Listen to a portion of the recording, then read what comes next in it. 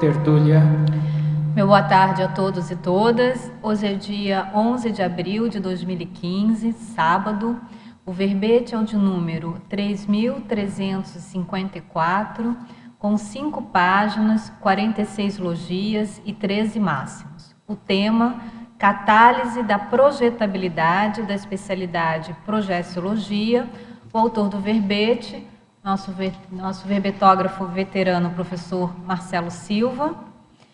Professor Marcelo é professor universitário, graduado em Ciências Econômicas, pós-graduado em Educação, especialista em métodos e técnicas de ensino, mestre em Administração. Ele é natural do estado de São Paulo, voluntário da Conscienciologia desde janeiro de 1994, docente em Conscienciologia desde 1996, coautor do livro Gestações Conscienciais, uma antologia, de 1996, e coautor do livro TENEPS, Assistência Interdimensional Lúcida, de 2014. O professor Marcelo é tenepsista desde setembro de 2006 e EPICOM desde novembro de 2012. Grande currículo, né? Nada. Definologia. A catálise da projetabilidade é a aceleração das vivências da projeção lúcida a partir de fatores intra- e extraconscienciais, alavancadores da compreensão da multidimensionalidade de modo autolúcido, cosmoético e evolutivo, pesquisados pela Consciem, homem ou mulher. O holopensene pessoal da projetabilidade consciente. O holopensene da tecnicidade aplicada à projetabilidade. O holopensene da projeciologia. O materpensene da projetabilidade lúcida. O espírito pesquisístico impulsionando os autoesforços na projeção da consciência. O estudo disciplinado e contínuo das técnicas projetivas. O aprendizado enquanto síntese das experiências decorrentes da projeção consciente voluntária. A compreensão da fisiologia pessoal frente à projeção consciente. Os macetes pessoais projetivos. A Escola de Projeção Lúcida do Instituto Internacional de Projeciologia e Conscienciologia. A Maratona da Projetabilidade Lúcida do IIPC. As pesquisas laboratoriais sobre projeção consciente, os resultados surpreendentes dos experimentos do Fly-in. Da parafatologia, nós vamos destacar a parafisiologia do holossoma, relativa à projetabilidade lúcida, estudada, compreendida e aproveitada pelo pesquisador da consciência. A mudança do foco de atenção interna para externa, potencializando a projetabilidade lúcida. A para-herança projetiva repercutindo na atual vida crítica. As projeções assistidas em série, a homeostasia holossomática proporcionando a projeção lúcida, o desassédio desencadeando a projeção consciente, as demandas assistenciais às consceneres na base física propiciando a experiência projetiva, os paracacoetes projetivos, a soltura energossomática acima da média, as lições auridas por meio de projeções conscientes espontâneas, a catálise projetiva motivada pela dedicação à interassistencialidade extrafísica. A seção do detalhismo apresenta 26 sessões, mostrando conteúdo bastante, bastante conteúdo do verbete, consistente. Do item remissiologia, dos 15 verbetes, nós destacamos alternância interdimensional, autolucidez consciencial, autovivência pro-ofiexis, multidimensionalidade consciencial e propulsor da vontade. A catálise da projetabilidade é a aceleração resultante da inteligência evolutiva aplicada pelo pesquisador no exercício da interassistencialidade autolúcida e interdimensional. Você já implantou rotina útil com a aplicação dos recursos catalisadores da projetabilidade lúcida? Qual a técnica mais funcional para a ampliação do alto desempenho projetivo? A bibliografia específica traz 2 referências. Passando agora para a mega-análise feita pela equipe da Enciclosapiens, nós temos maratona, projeção, parasenso, aceleração, tecnicidade, aprendizado, autopostura, lucidocracia, paracirurgias, progestiografia, assistencioteca, auto-organização, experimentofilia, mini-descoincidência, interassistencialidade, auto-parapercussiência, paraprocedenciologia, extrafisicologia, progestiologia e proexologia. Marcelo, a gente estava vendo aqui, você já apresentou alguns verbetes falando, né, da condição...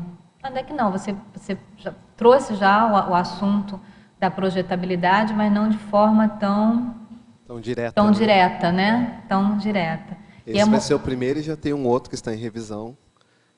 Agora tem uma série, né? Agora você tem alguns em andamento, que é a série, digamos assim, a série projetabilidade, né?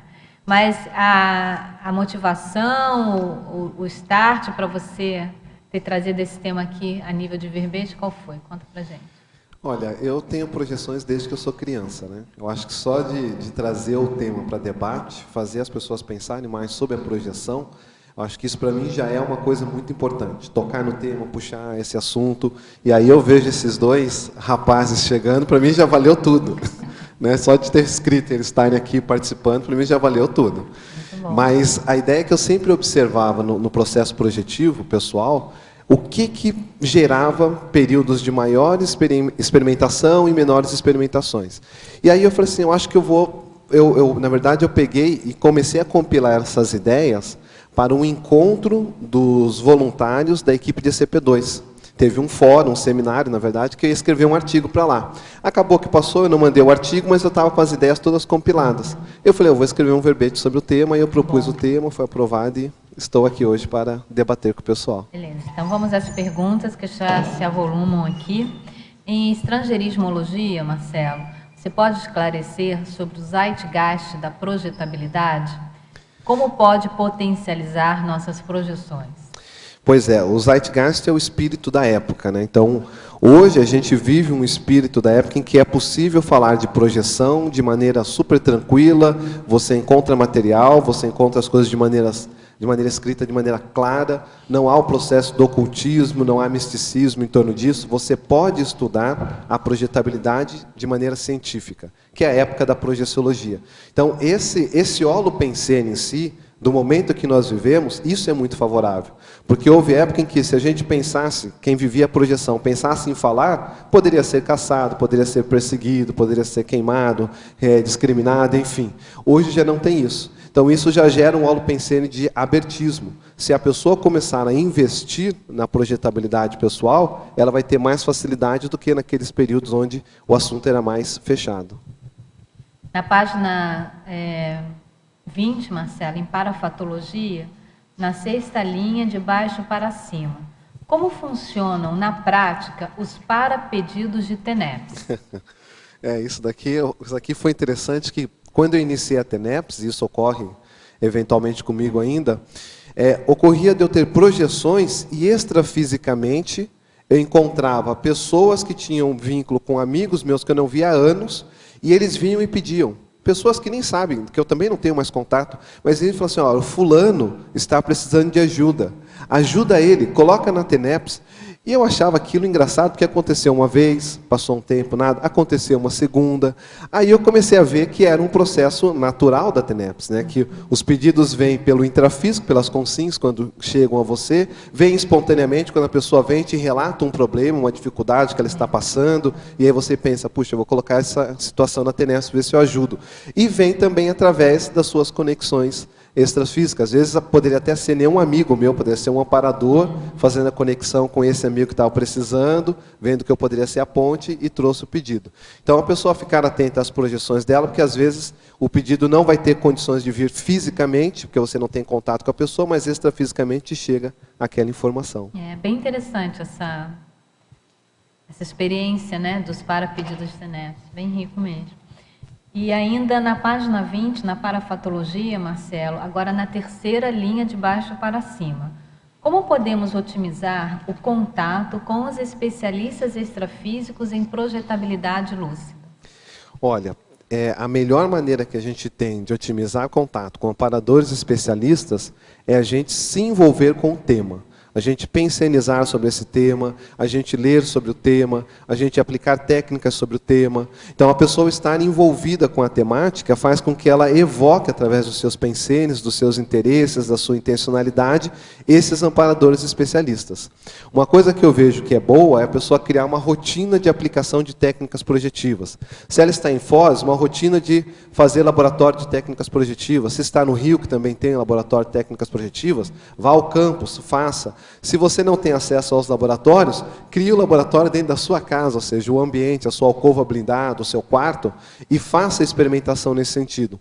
Isso vai fazer com que os amparadores, vendo o seu interesse em entrar na interdimensionalidade de maneira lúcida, a partir da projeção, eles venham ao encontro te auxiliar e te assistir no sentido de você ter experimentação. Então, se envolva com o tema, pense no tema, escreva sobre o tema, relate para você mesmo as suas experiências, registre os seus sonhos, porque às vezes a pessoa não dá valor para o sonho, mas até ela conseguir separar bem o que é projeção e o que é sonho, às vezes vem tudo misturado. Sonho, projeção, então escreve o que você lembrou, para depois você fazer o filtro. Tudo isso faz você ir ao encontro dos amparadores especialistas.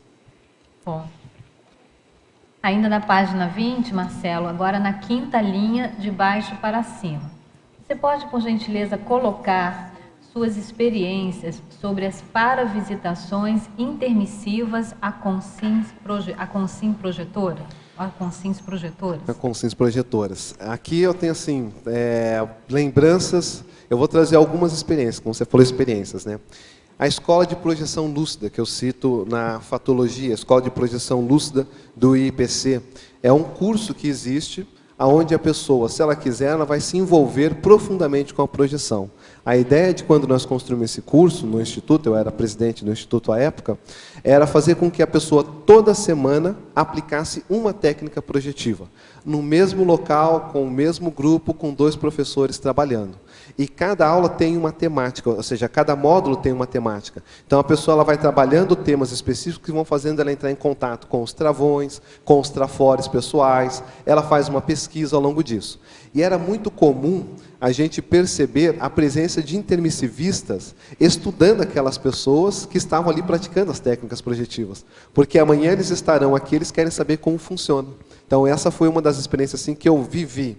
Deitado no colchonete, às vezes revezava, um professor ficava coordenando e eu acompanhava a turma extrafisicamente, e às vezes ali sentado mesmo, acompanhando, coordenando a aula. Uma outra experiência que eu tenho foi uma que eu vivi num ECP1. Eu cheguei em Curitiba para um ECP1, aí almocei, o curso começaria um pouco mais à tarde, eu cheguei e falei, bom, o que eu vou fazer? Eu vou dar uma deitadinha, uma descansada, para chegar para a aula. Nisso que eu vou para o quarto, eu recostei, decúbito dorsal, barriga para cima, me acomodei bem, comecei a respirar, a relaxar. De repente, eu senti uma ativação do meu frontochakra, entrei em catalepsia em estado vibracional, assim, espontâneo e imediato. Nisso que eu entrei em catalepsia em estado vibracional, eu comecei a sair do corpo. E eu percebi que tinha uma plateia de consciências extrafísicas e um coordenador. E aquele coordenador, ele fazia interlocução com eles, porque ele estava dando uma aula. Ele falou, olha, veja, agora ele vai começar a perder a respiração. E eu passando pelo fenômeno da transição, de sair do corpo, perdendo a respiração, porque o corpo continua respirando, você não. Então, eu sentindo aquilo, ele falava. Aí, um dos alunos que estava ali, dos para-alunos, fez assim, eu vou cutucar ele para ver se ele volta. Então, a leitura do pensene que eu captei, ele queria me cutucar. O professor, ele fez uma demonstração para ele, não faça isso, e deixou. Então eu saí, depois eu entrei de novo, saí mais uma vez e entrei. E nisso que eu estava naquele sai, vai e vem, eu conseguia fazer a prospecção dos penseiros daquelas consciências. Então entre os alunos tinham consciências mais equilibradas, outras que estavam fazendo um pouco de algazarra, e o coordenador colocando ordem naquilo tudo. Então, muitas vezes nós estamos sendo observados, extrafisicamente, nas nossas experimentações, por pessoas que vão, daqui a pouco, estar vivendo no soma, ressomadas aqui, e que querem trazer essa memória do que é essa saída do corpo, né, para facilitar, retomar quem ela é, relembrar que ela é uma consciência multidimensional, que ela não está aqui a passeio, que ela tem objetivos, missões, etc. Também para saber, né, dos desafios dessa dimensão intrafísica aqui, né? Porque extrafisicamente tudo muito bom, né? Mas depois que você vem para cá e acontece um certo restringimento, até para já se ter ideia, né? De como é que funciona aqui, né? É a teoria na prática, né? Nós hoje, como intermissivistas, somos cobaias, porque nós estivemos lá estudando teoricamente o curso intermissivo e agora estamos aqui fazendo esforço, cada um no seu remado, para colocar isso na prática, né? Então, para eles é muito rico esse contato com a gente. Interessante. Bom, vamos lá, Nilton. Eu tenho duas perguntas. A primeira é na página 19, em Fatologia, no finalzinho da 7ª linha, de cima para baixo. Podia explicar os resultados surpreendentes dos experimentos do Fly-in? Depois tem mais uma. Sim, sim. O Fly-in são experimentos onde se procurava fazer o voo livre pela vontade. Então, esses experimentos foram feitos na década de 70, depois foram retomados pelo próprio Instituto. Nós fizemos algumas vezes esses experimentos. Então, é feito um convite para as pessoas, no caso, o experimento da década de 70, foi feito um convite para todos os Estados Unidos, para quem se sentisse com a capacidade de sair do corpo e ir até um andar específico na sala da ISPR, que era uma associação de pesquisa norte-americana sobre parapsiquismo, onde eles colocariam um objeto e a pessoa ela teria que ir lá projetada, entrar nesse local, observar o objeto, voltar para o seu corpo, relatar o objeto e depois mandar a correspondência informando o que ela observou. E aí, nesse experimento, tiveram algumas coisas interessantes. Uma vez, um pesquisador, ele entrou no local e ele esqueceu uma xícara no local, que não fazia parte do experimento. Aí o projetor, ele saiu do corpo da cidade dele, que ficava a quilômetros de distância, ele foi lá no local, ele viu o objeto que tinha que ser visto, ele descreveu e descreveu também a xícara intrusa, que não fazia parte da experimentação. Então, ou seja, é um resultado que chama atenção. Porque poderia dizer, não, é um condicionamento, foi um achismo, foi uma coincidência, foi qualquer coisa. Não, ele descreveu o que estava lá para ser observado, mais algo que não existia naquele sentido. Então, tem coisas que chamam atenção. Eu lembro do IPC, logo no início, o professor Valdo fez um experimento desse para a Globo, né, lá no Rio de Janeiro, na sede da Glória. Então, colocou lá algumas pessoas, ele explicou, olha, está sendo filmado, tudo, vamos ver o que dá, as pessoas vão aplicar técnicas projetivas e vão ver o objeto que o repórter colocou no local. E aí tiveram duas pessoas que chegaram muito próximo do objeto. Um era um voluntário chamado Domingos, ele descreveu a caneta, né, ele descreveu, ele desenhou, e uma outra pessoa descreveu, achou que era uma lanterna, porque a forma com que ela via parecia algo que emitia luz, alguma coisa assim. Então, são coisas assim que chamam a atenção das pessoas, porque como que um grupo fechado numa sala, trancada, uma outra pessoa vai num outro ambiente, fecha um objeto que nem o professor que vai estar conduzindo a técnica projetiva sabe o que é, ou seja, duplo cego, e aquelas pessoas saem e descrevem quase que perfeitamente o objeto que estava lá. Então, isso nós chamamos aqui de resultados surpreendentes, né? Agora, por outro lado, Líquinas, o que a gente vê? Por mais que se tenham essas experimentações, o bloqueio paradigmático que a ciência convencional ainda apresenta dificulta a admissão da realidade extrafísica. Então, o mais importante que a gente vê, tanto para quem está aqui debatendo, para quem está nos assistindo, é a autoexperimentação, né? A pessoa ter a vivência pessoal para ela ter certeza que isso existe e, a partir daí, ela tomar decisões na própria vida. Sim. E também na página 21, em Maniologia, a mania anticosmoética de bisbilhotar podendo gerar um recesso projetivo. Isso é muito comum com o projetor iniciante. Então ele fica sabendo que pode sair do corpo. Aí ele fala assim, eu posso sair do corpo, eu posso ir ver o que meu vizinho está fazendo. que a minha coleguinha está fazendo, que a minha vizinha está fazendo? Eu posso ir bisbilhotar o segredo da empresa tal para eu poder roubar informação? Então, isso é uma ação que a gente diz assim, poder pode, está dentro do seu para-direito, mas é uma ação anticosmoética. Isso vai acabar gerando para a pessoa um processo de recesso projetivo, ou seja, de bloqueio. Porque a projetabilidade, uma das finalidades dela é o processo da interassistência. É da pessoa sair e ter um foco de assistir, de crescer, de se autoconhecer. Se ela começa a usar de maneira anticosmoética, isso acaba dando na cabeça dela, ela acaba entrando num recesso para que ela não se prejudique. Tá? Então, a gente tem que combater isso, né? Tem que mostrar para a pessoa que, olha, existem objetivos mais dignos, mais úteis, mais interessantes para se usar a projeção. Oi, pois não. Parabéns para o seu verbete. Obrigado. Na verdade, eu tenho várias perguntas, né? Mas vamos o que for possível. Na página 20, é a superação das dificuldades interdimensionais através da projeção lúcida. Para a fotologia, tá? Sim, 20. sim. Já me localizei. Então, assim, através da projeção, a gente diz que o fenômeno da projeção ele é um fenômeno paradoxal.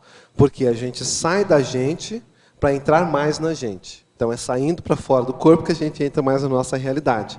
Então, através de se projetar com lucidez, a pessoa tem condições dela pesquisar a sua própria holomemória, entender certos comportamentos que ela tem nessa dimensão que ela não consegue compreender, entender de onde que vêm certas dificuldades, certos travões ou certos talentos que ela possui.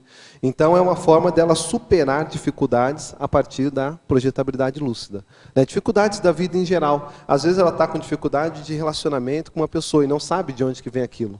E aí, quando ela tem uma projeção, aquilo é tão esclarecedor para ela, a relação vítima-algoz que veio, às vezes, do passado, alternando-se em vários momentos, que ela passa a ter um olhar diferente para a situação. Se ela não consegue ainda implementar aquele olhar 100% de intercompreensão, de fraternismo, ela começa a se esforçar no sentido de olhar a situação com outro viés. Porque agora ela tem mais informação, ela tem mais responsabilidade.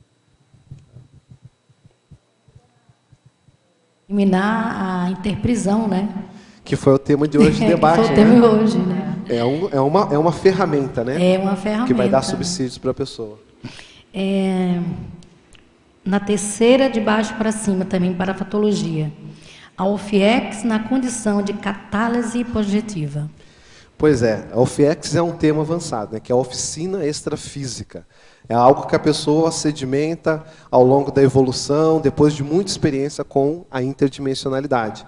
Então, quando chega nesse ponto, o processo da oficina extrafísica, como o tenepsista, o fiexista, ele é o pivô, ele é o epicentro da manutenção desse processo, há uma catálise dessa vivência multidimensional de acordo com as demandas extrafísicas que ocorrem dentro da própria OFIEX. Então, chegam grupos que vão ser tratados.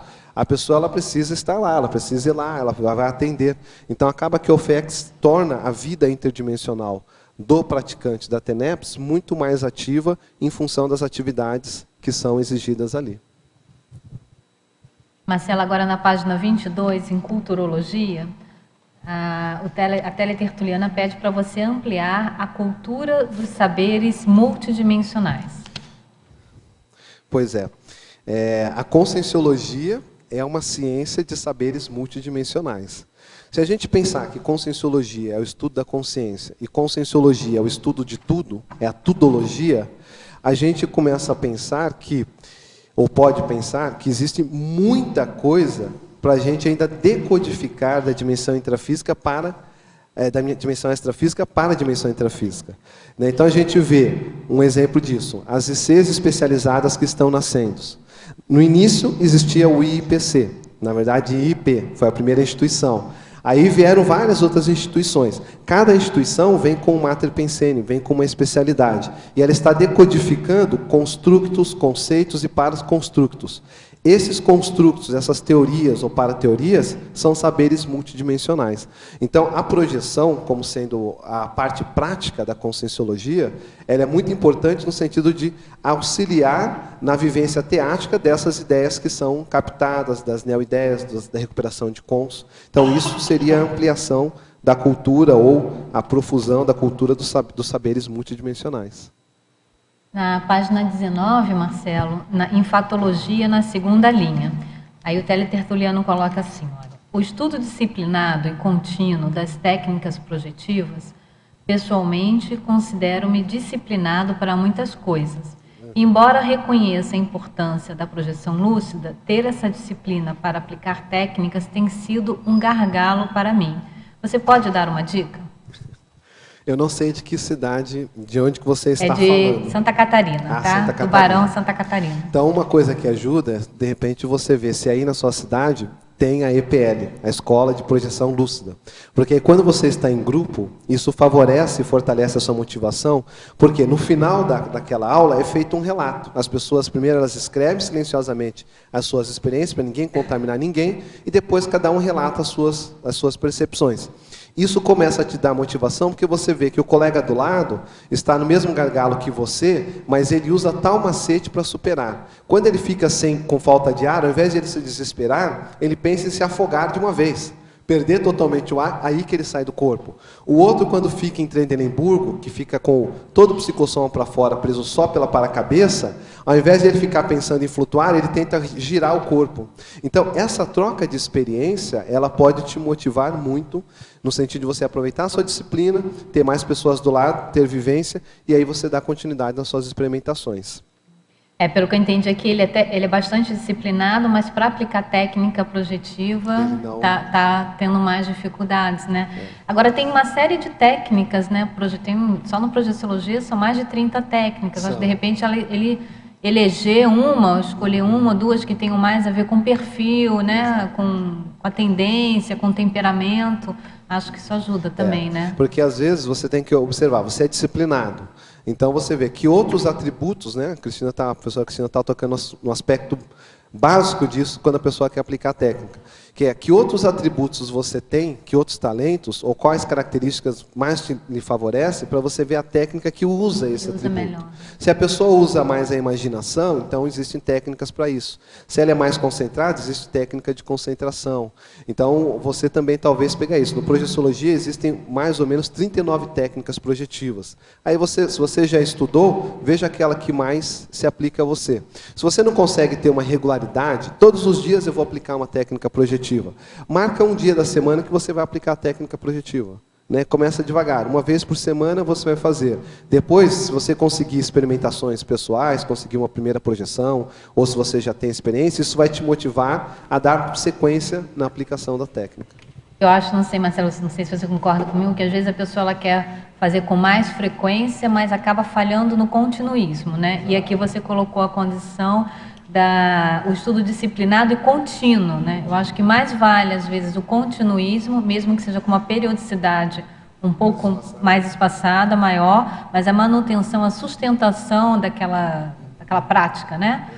Por um período maior de tempo, de forma contínua, acho que traz resultados melhores. Como é que você vê isso? Eu vejo exatamente dessa forma, ou seja, é a gente não se desconectar desse holopensene. Porque se deixar no dia a dia, a gente vai se envolvendo com tantas outras coisas, com tantas atividades, o roldão da vida humana, aí o rolo compressor das coisas, que a gente esquece da projeção lúcida. Aí acaba ocorrendo uma banalização de um fenômeno que ele é fundamental para a gente aprofundar a própria conscienciologia na nossa prática, entender mais a interdimensionalidade a partir de nós mesmos, né? E aí, pegando até um gancho ali com a pergunta que o Nicolas fez, como é que você vê a condição da intenção da pessoa? Às vezes carece também de uma intencionalidade ou de um objetivo, digamos assim, mais claro, mais pró-evolutivo, mais interassistencial, né? Porque isso também acaba angariando a assistência dos amparadores e facilitando os experimentos projetivos. Perfeito. Fala um pouquinho sobre isso, como é que você vê isso? Esse é um dos elementos que catalisa a projeção. Você quer ter mais projeção? Crie um objetivo para si. Um outro elemento, coloque uma agenda extrafísica. Então, crie uma pauta do que você quer fazer. Então, uma das coisas que eu vejo que mais catalisa a projeção é o foco na assistência. Às vezes a pessoa nem vai aplicar uma técnica projetiva específica, mas ela vai deitar sempre, toda noite, com o intuito de se predispor à noite a sair do corpo e participar de assistências cosmoéticas. Se predispor em sair do corpo e participar de assistências cosmoéticas. Isso já é uma técnica, que ela está fazendo uma saturação. E isso faz afinidade com os amparadores, que ela acaba tendo projeções, no meio da assistência ela fica mais lúcida e ela vai começando a ter rememorações. A outra, ela tem essa pauta, né? Então ela tem uma agenda. Bom, se eu sair do corpo, o que eu quero fazer? Quais são os meus objetivos? Se os objetivos são muito fúteis, banais, superficiais, ele não vai angariar assistência de alto nível para ele ter experimentações com alto gabarito de lucidez. Agora, se ele tem objetivos mais profundos, que ele refletiu, ele tem um porquê que ele quer atingir aquilo, isso acaba atraindo o interesse dos amparadores. Porque os amparadores, eles são, vamos dizer, muito pragmáticos e assistenciais.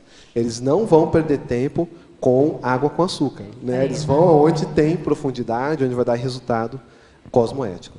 E aí, continuando, nesse mesmo teletertuliano, ele fala que na definologia, você cita a aceleração das vivências, a projetabilidade lúcida. E aí ele pergunta, o que fazer para não cair no ansiosismo pela busca de resultados? Isso. Então, você vai ser um técnico. Um técnico, ele é frio, ele é preciso, como se fosse um cirurgião. Então, você vai aplicar a técnica, aplicando a técnica. O resultado, ele é uma consequência da aprimoração que você vai tendo com a técnica. Então, essa é uma forma que muitas vezes eu utilizo para não entrar nesse processo emocional ou de ansiosismo que você está falando. A outra coisa é você ter um foco maior do que o fenômeno que você quer viver. Que no caso nós falamos aqui, praticar a interassistência, fazer um resgate extrafísico, aprofundar um trafar que você não está conseguindo compreender com muita clareza. Então, a hora que você coloca um objetivo que ele te motiva, o fator motivacional pode te levar à projeção. Aí isso supera a técnica, porque ele acaba sendo a própria técnica. A projeção em si, ela depende da vontade da pessoa. A melhor técnica que nós teríamos seria a vontade. Se todos nós tivéssemos vontade suficiente para pensar, agora eu vou sair do meu corpo e conseguir comandar o psicossoma para sair, esse é o melhor nível que a gente precisa alcançar, né? Então, a gente pode buscar elementos, e as técnicas são elementos, que fazem com que a nossa vontade impulsione o nosso psicossoma para fora do corpo. Então, para não entrar no ansiosismo, no aspecto emocional, seja técnico. Coloque objetivos maiores, amplos, que isso vai mudar o seu foco na sua experimentação. Bom. Oi, Marcelo. Aqui na página 20, na parafatologia, na quinta linha de cima para baixo, você poderia me dizer o que seriam esses paracacoetes projetivos e, na sequência, explicar um pouquinho mais o que seria essa soltura energossomática acima da média? Sim. Então, o paracacoete. O cacoete, ele acaba sendo um hábito, uma postura que a pessoa faz, alguma coisa nesse sentido. O paracacoete, eu identifiquei, que eu comecei a observar o seguinte. Quando eu ia me projetar, então, vamos seguir a melhor técnica. Decúbito dorsal, barriga para cima, os braços estendidos, as pernas também, relaxado, travesseiro embaixo das pernas, e começa a relaxar. E aí eu ia, trabalhava a energia e ficava naquele estado. Depois de um tempo, percebi que quando eu virava a minha cabeça de lado, ficava assim, e abria a boca, isso me facilitava entrar em estado vibracional e sair do corpo. E foi uma vez, foram duas, foram três, foram quatro, eu comecei, espera aí, isso daqui tem algum macete. Então eu já deitava, já virava a cabeça para o lado, abria minha boca e começava a relaxar. Aquilo gerava um relaxamento na minha mandíbula, daqui a pouco sobrevinha um estado vibracional intenso e eu decolava e saía do corpo. Eu falei, mas de onde que vem isso? Aí eu tive uma retro, quando eu entrava em transe, naquela vida que eu lembrei, eu ficava nessa posição, de cabeça de lado. Então eu trouxe a hipótese para mim de que essa facilidade pela posição, que seria um cacoete, um paracacoete, uma postura projetiva, veio daquele passado.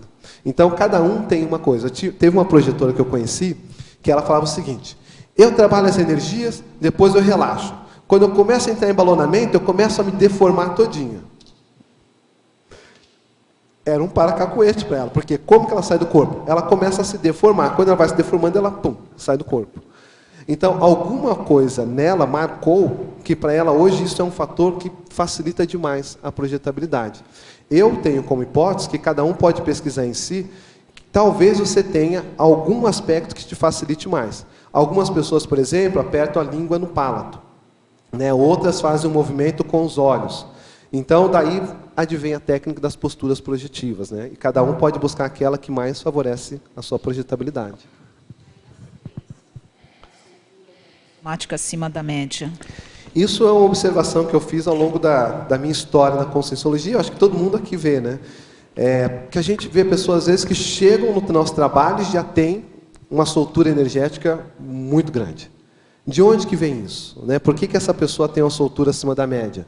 Eu tive vários colegas, até hoje não tenho tantos contatos com eles, mas que eram assim, de sentar, fechar os olhos e se projetar. Né? A Cris também deve ter conhecido. O famoso sabonete, o quiabo, né? Escorrega fácil, Exato, né? que tem quiabo escorrega no corpo. fácil.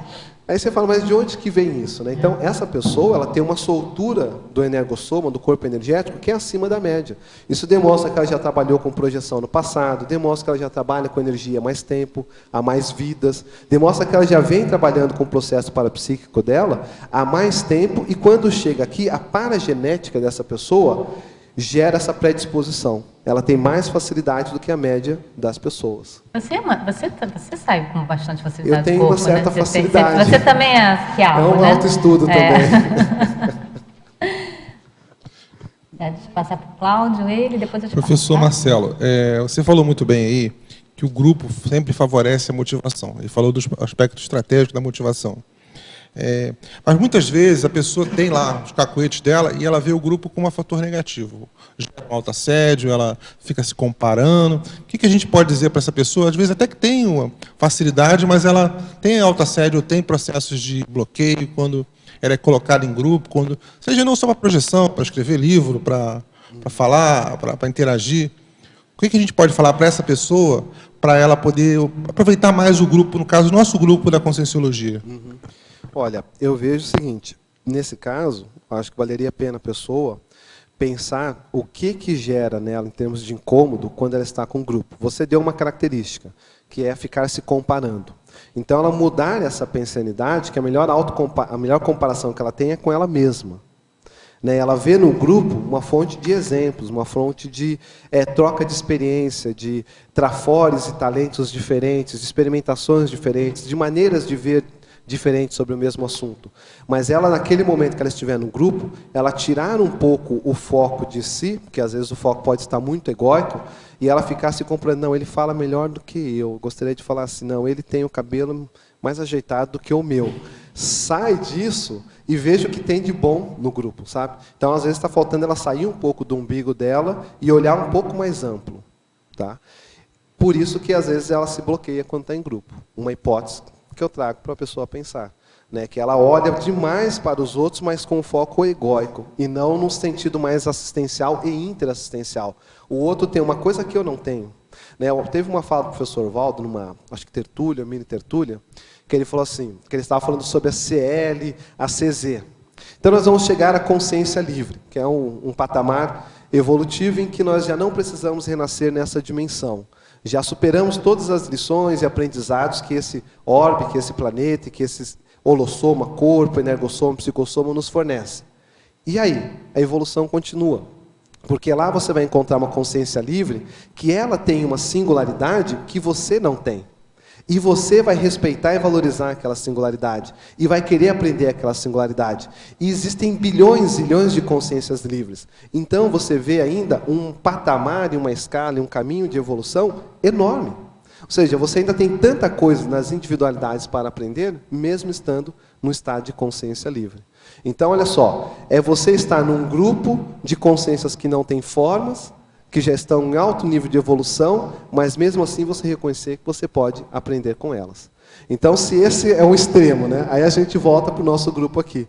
E nós aqui, o quanto que nós podemos aprender um com o outro, cada um com seus talentos, compartilhando e ajudando. Entende? Então, seria isso. Vamos lá? Professor Marcelo, oi. Pois não. Tudo jóia. Uma pergunta, um travão pessoal que aconteceu há um tempo atrás, quando eu tive várias projeções em que uma Consciex Assim que eu saí, ela pulava em cima, me paralisava, vários acontecimentos que aconteceu. E eu não consegui resolver o problema, não sabia bem o que era, e acabou criando um medo subconsciente, né? Que até hoje, eu querendo conscientemente enfrentar, ver o que é, eu não consigo. Assim que eu começo a sair do corpo, é imediato, eu volto com um formigamento aqui, ou seja o que for, acho que da onde eu estou saindo. Sim. E eu não consigo resolver esse problema. Vamos lá, vamos ver que a gente pode contribuir. Hoje, antes de vir para cá, eu estava lendo um verbete no Dicionário de Argumentos da Conscienciologia, que eu acho que ele pode te ajudar muito, que chama Parapsicodramologia. A introdução, o primeiro parágrafo dele é perfeito para o que você está falando. Porque o professor Valdo começa a falar o seguinte: você vai viver uma experiência parapsíquica. Os amparadores vão te assistir. Primeira coisa, qualifique a sua intencionalidade e a sua postura cosmoética. Então ele chama atenção para isso. Isso que você está descrevendo chama-se assédio, né? Existiu algum tipo de assédio que estava atuando ali sobre você naquele momento. A melhor forma da gente combater o assédio é através do autodesassédio. Como que a gente faz esse autodesassédio? A gente tem que procurar na gente que tipo de incoerência cosmoética, ou no caso, então, posturas anticosmoéticas, que a gente vem tendo e que a gente pode sanar. E a gente procurar se ajustar com a cosmoética nesse sentido. Entende? Então, volta para o processo da autopesquisa. É você olhar onde que eu estou sendo incoerente, onde que eu posso estar batendo pino. Eu vou ajustar isso. Porque o processo do heteroassédio, ele tem a base no autoassédio. E nesse capítulo ele descreve exatamente isso. Ele começa a falar dessa fundamentação, para a pessoa combater o autoassédio e não se permitir ser dominado pelo processo do assédio. A outra coisa que você pode fazer, que poderia te ajudar nesse sentido. Não sei como é a sua rotina de trabalho com energia. Trabalhar mais as energias nesse ambiente. Trabalhar mais as energias nesse ambiente com a intenção de blindar o ambiente, de limpar o ambiente, de você fazer uma asepsia e um bloqueio, de maneira que os amparadores tenham mando de campo dentro desse ambiente, onde você vai aplicar a técnica projetiva. E assediador entre para ser assistido. E isso é vontade, é intenção, é trabalho com energia. Então, isso você vai começar a criar um ambiente mais asséptico para que os amparadores possam se aproximar de você no momento que você for aplicar a técnica projetiva e você tenha a sensação dos amparadores e não dos guias cegos ou assediadores. E a partir dessa sensação dos amparadores, você vai começar a ter mais confiança de sair, inclusive para fazer a confrontação extrafísica. Porque com o projetor é comum acontecer, tá? Não se sinta uma peça fora do baralho, não. Isso é comum. Porque a realidade é que a projetabilidade te abre a lucidez para você ver o que está acontecendo. Muitas pessoas vivem isso, mas não têm a percepção que você tem pelo fato de você estar começando a sair do corpo. Então, quando a gente está com isso, a gente sai e vai ao encontro dele, para poder se confrontar, acariar, esclarecer, trabalhar com as energias no sentido de assistir aquela consciência e a coisa se desanuviar. Isso ajuda. Certo. Obrigado. Marcelo, então só enquanto o rapaz ali está pensando a pergunta dele, a minha pergunta é aqui na paradoxologia, página 21, o paradoxo de poder ocorrer, perda da lucidez na assistência extrafísica realizada pelo projetor consciente. De certo modo, você já falou um pouco isso, né? Para manter a lucidez, para neutralizar o assédio, trabalhar a energia no local, trabalhar a energia com foco no que você quer resolver, seja escrever mais, seja falar melhor, seja dar aula, seja produzir. Mas eu queria que você comentasse, então, esse paradoxo de poder ocorrer perda de lucidez. Por que dá essa perda? Como evitar essa perda de lucidez no meio da assistência extrafísica? Sim. Esse é um dos paradoxos que ele está descrito no Projeciologia, né? Ou seja, o projetor ele pode, às vezes, ajudar mais sem ter a lucidez do que tendo a lucidez. Por quê? Muitas vezes, vamos colocar algumas variáveis que podem interferir. Uma, a pessoa, às vezes, ela não tem, vamos dizer, tranquilidade íntima para ver uma situação muito crítica. Então ela chega perante uma consciência, uma consciex que ela vai assistir, e aquela consciex, pelo nível de patologia intraconsciencial, de desorganização pensênica, ela está toda destransfigurada. Aí chega lá, os amparadores falam, exterioriza energia para ela. Ela começa a exteriorizar a energia e ela começa a assimilar com a Consex e a ver o nível de desorganização mental que levou ela a estar naquilo. As posturas anticosmoéticas que ela vem mantendo, que mantém ela naquele estado. E ao invés de ele manter um estado de tranquilidade e assistência, ele começa a fazer, por exemplo, um pré-julgamento daquilo. Pronto, perdeu a oportunidade. Já perde o rapport, aquele momento se perde, e aquele momento não vai ser possível assistir aquela consciência. Então, às vezes, naquela situação, a lucidez do projetor ela cai um pouco, ele doa as energias, os amparadores atendem, depois, daqui a pouco, ele começa a perceber, e ele pega o final da assistência. Ele vê a pessoa sendo encaminhada, etc. Às vezes é pelo excesso de energia mesmo. Quando nós saímos com mais energia no energossoma, a tendência é desse energossoma ofuscar a lucidez do psicossoma. Então a pessoa ela sai lastreada de energia para fazer assistência, com menos lucidez, às vezes ela percebe que ela está volitando, mas não consegue enxergar, ela pensa, não, eu quero abrir os olhos, mas é porque ela está com excesso de energia. Aquela energia é utilizada, daqui a pouco ela fica mais leve, fica com mais lucidez. Tá? Então isso pode acontecer e faz parte do processo assistencial.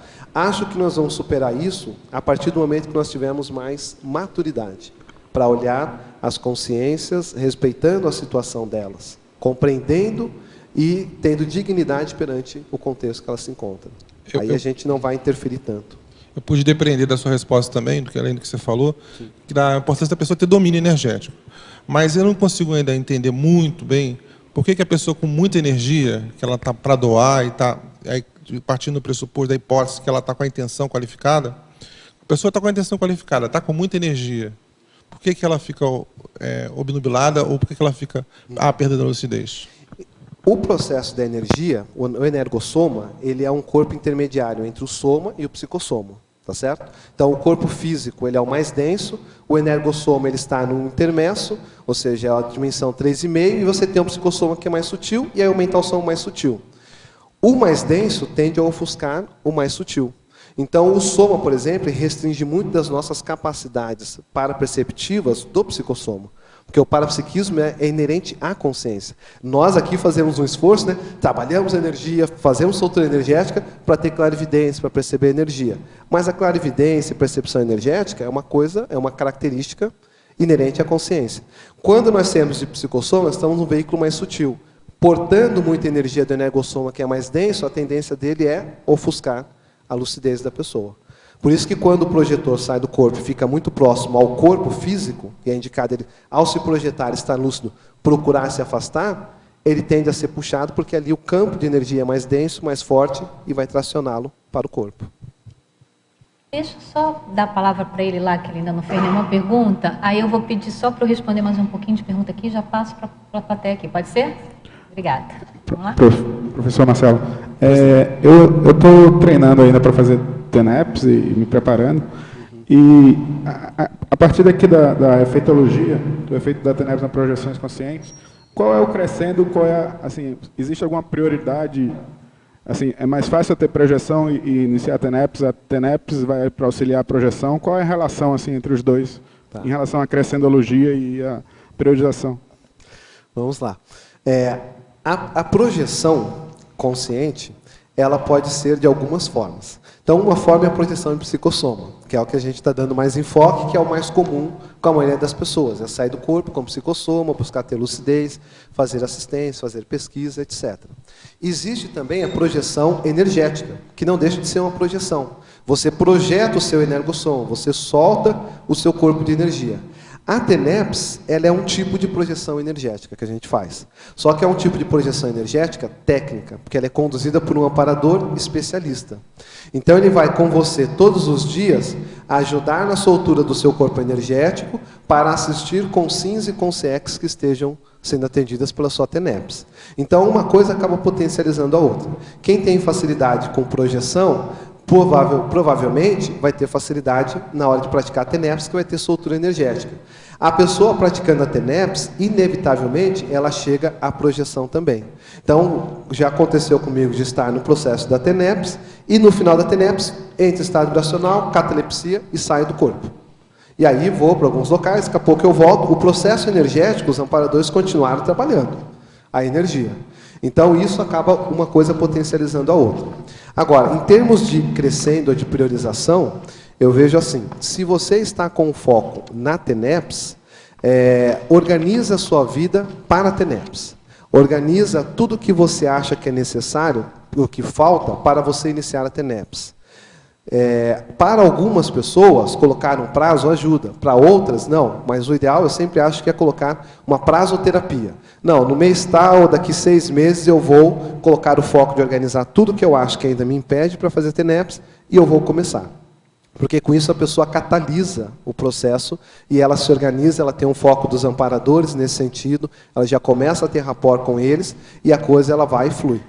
Em sequência, inevitavelmente, se você tem interesse pelo tema da projeção, os seus amparadores eles vão estar cientes disso, eles sabem disso.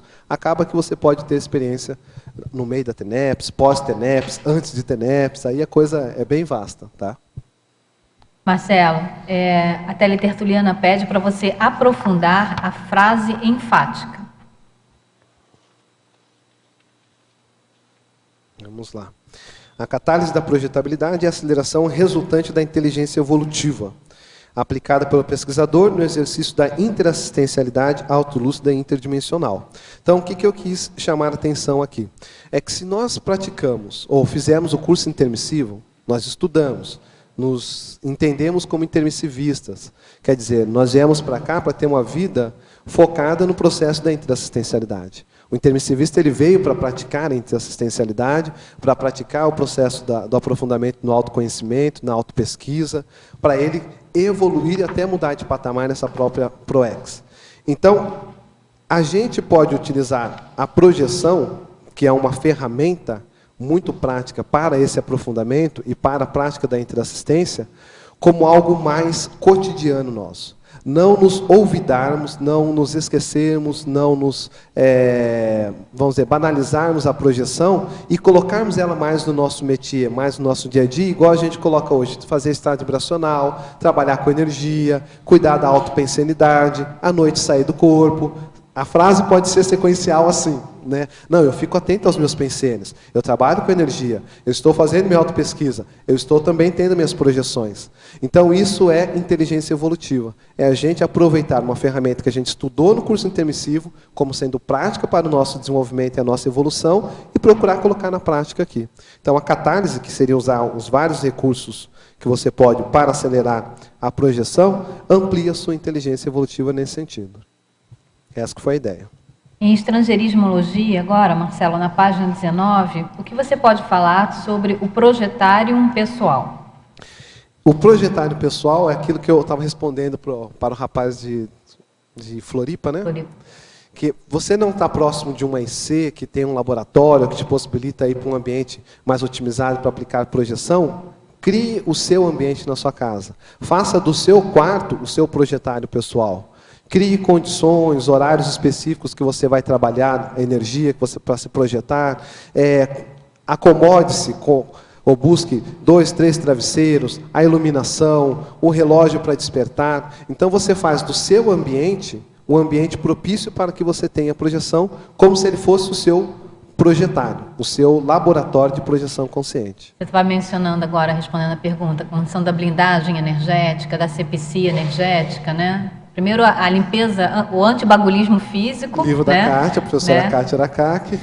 E aí, a blindagem e a asepsia energética ajudam muito também para potencializar esse projetário. Então, ele usar esses recursos todos, Cris. O livro da professora Kátia, aproveitando fazer essa divulgação, é um livro muito bom para a pessoa vai dar uma olhada no ambiente do quarto, como que está. Tem bagulho energético, tem objetos energeticamente suspeitos, ele é entrópico, é sujo, é desorganizado, está destruído, você precisa dar uma gabaritada nele, primeiro faça isso.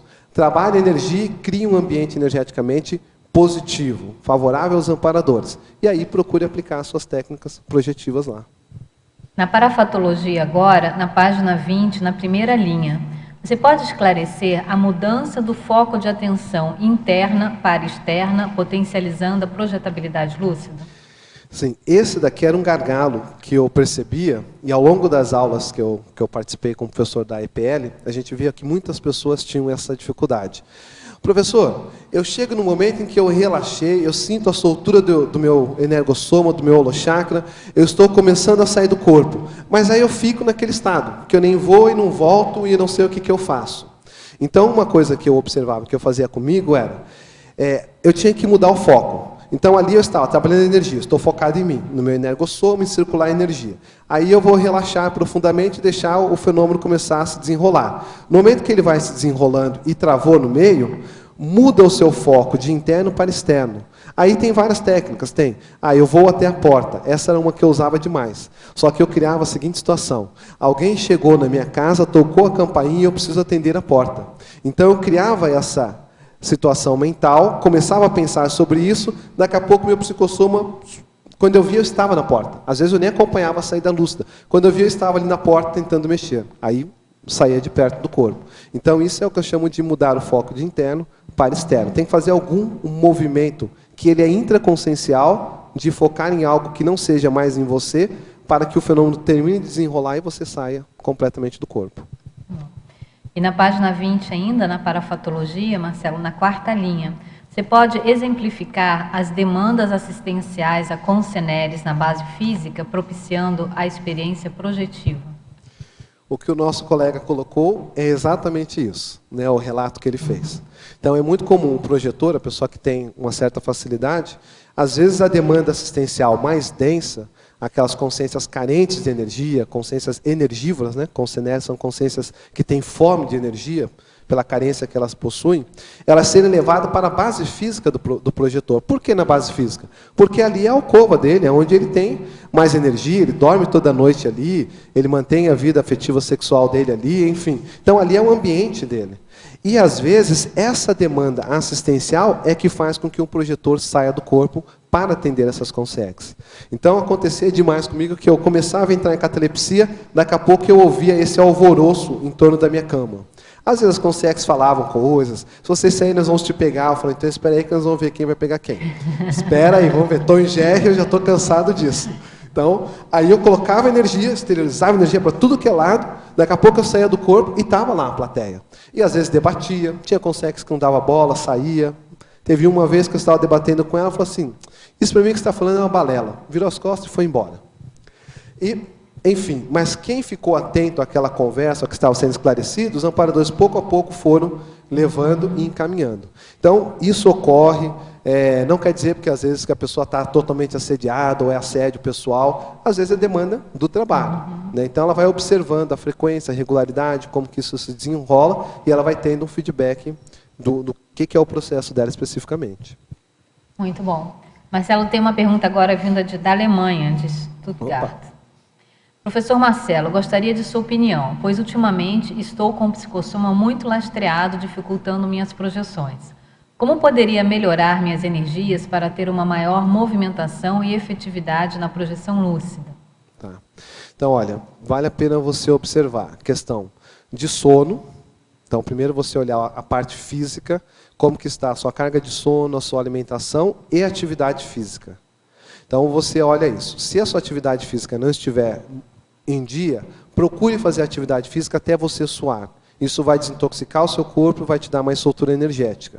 Se tiver com processo alimentar, procure regular a sua alimentação. Então esse é um ponto, que é a parte somática. Aí vamos para a parte energética. Trabalhe mais frequentemente as suas energias.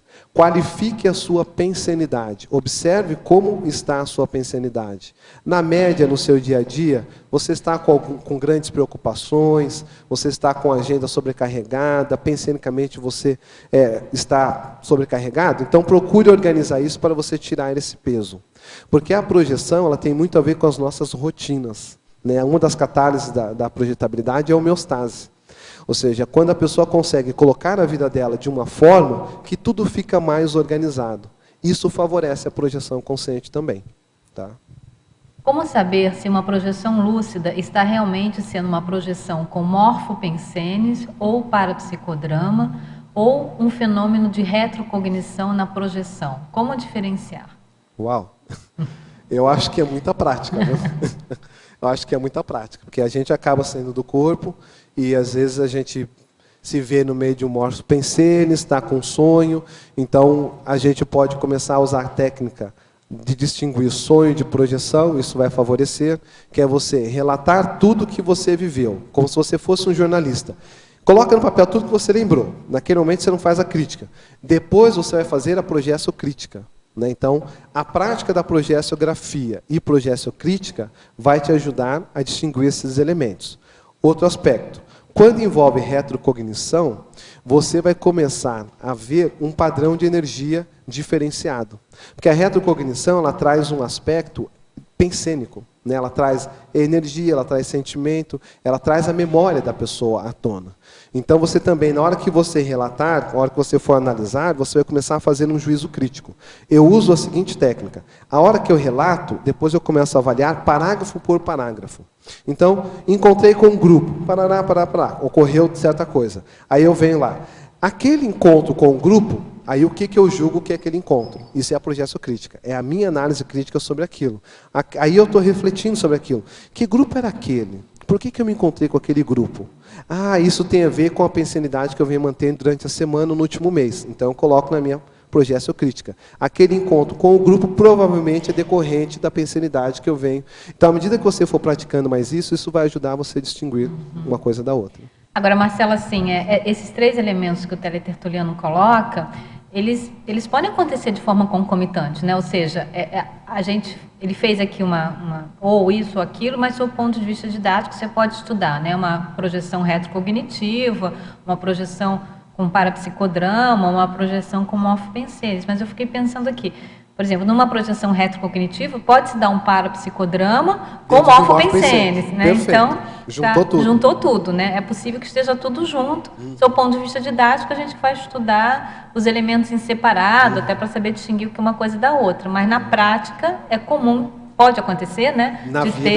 De ter tudo junto, né? De estar tudo ali misturado. Bom. Porque às vezes o efeito de ativar a memória dele extrafisicamente gera a ambientação daquela época.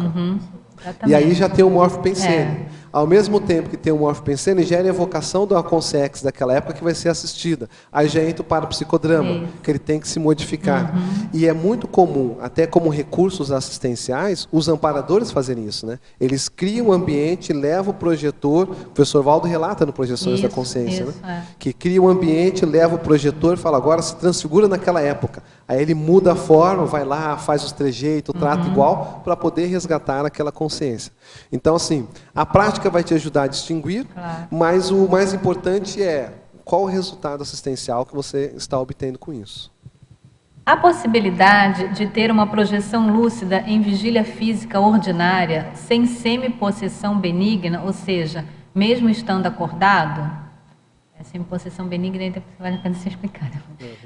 Já ouvi relatos de algumas pessoas que tiveram projeção como autobilocação projetiva, mas caminhando durante um passeio. Isso. Existe um relato no Projeciologia que em condições assim muito excepcionais você pode ter a projeção instantânea. Então você está caminhando, de repente você se projeta e volta. Ela é muito rápida, ela é uma manifestação da taquirritmologia da consciência, que a consciência ela consegue agir extrafisicamente a velocidade do pensamento, até superior, não tenho profundidade nisso, mas existe essa possibilidade sim, mas são condições assim mais excepcionais. Não são condições tão comuns e banais que todo mundo vivencia. Quando você busca a própria literatura, você vê nos projetores poucos relatos disso. A maior parte deles, eles estão, de alguma forma, relaxados, mais tranquilos e promovem a projeção. Agora, essa condição que o teletertuliano colocou aqui, né, Marcelo, de sem semipossessão benigna, a projeção ela não ocorre devido a uma semipossessão benigna, né? Talvez, não sei se, dependendo do que me veio à cabeça quando ele falou isso, um relato que o professor Valdo faz de que ele estava caminhando, de repente o EM fez uma semipossessão e ele saiu, se projetou e depois voltou. Se a pessoa souber esse fato, talvez ela estivesse se referindo a isso. Mas, como a professora Cristina está chamando a atenção, a projeção ela independe de ter uma semipossessão. É um ato da sua vontade, que pode ser potencializado com o intercâmbio com os amparadores técnicos em projeção, em assistência, em energia. Tem uma pergunta aqui que faz um gancho com algo que você falou, que é a questão da homeostasia holossomática. Você coloca na parafatologia, na página 20, na terceira linha, a homeostasia holossomática proporcionando a projeção lúcida. O teletertuliano pede para você comentar um pouco mais a respeito disso.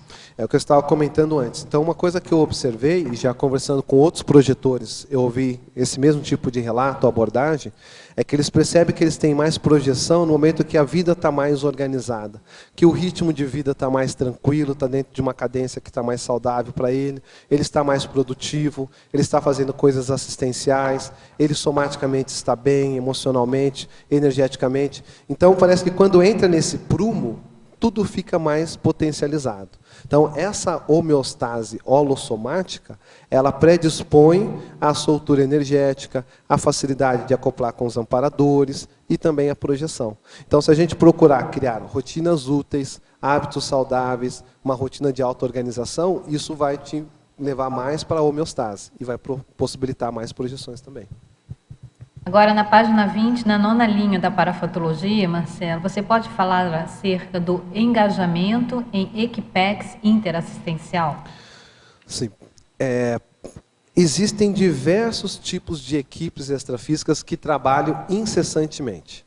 Se você pegar no Projeções da Consciência, tem um relato do professor Valdo que ele fala do Calmene, que era um médico, que ele se projetou, acho que ele estava, se não me engano, em alguma rua ali da Zona Sul, e na esquina de uma rua meio sombria, meio abandonada, existia ali um médico extrafísico que fazia assistência. Ele até perguntou, mas por que essa região? Porque aqui é um local onde as pessoas quase não vêm, até pelo Estado. Então, isso é um tipo de consciência que está trabalhando extrafisicamente.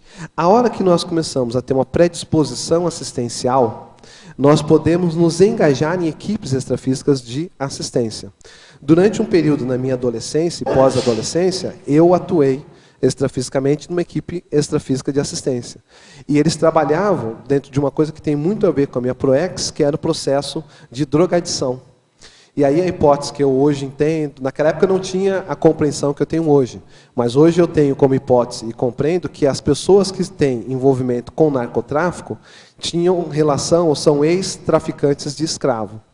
Como o meu passado tem uma relação a ver com isso, eu tive afinidade com esse grupo extrafísico de amparadores que atuavam nesse sentido. Então, extrafisicamente, eu saía com lucidez e fazia assistência a pessoas com esse tipo de problemática.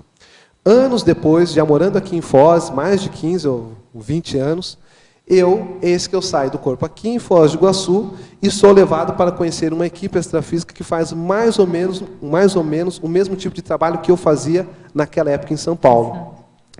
E eis que eu chego fora do corpo e vejo um aluno meu. Eu olhei e ele coordenando a equipe.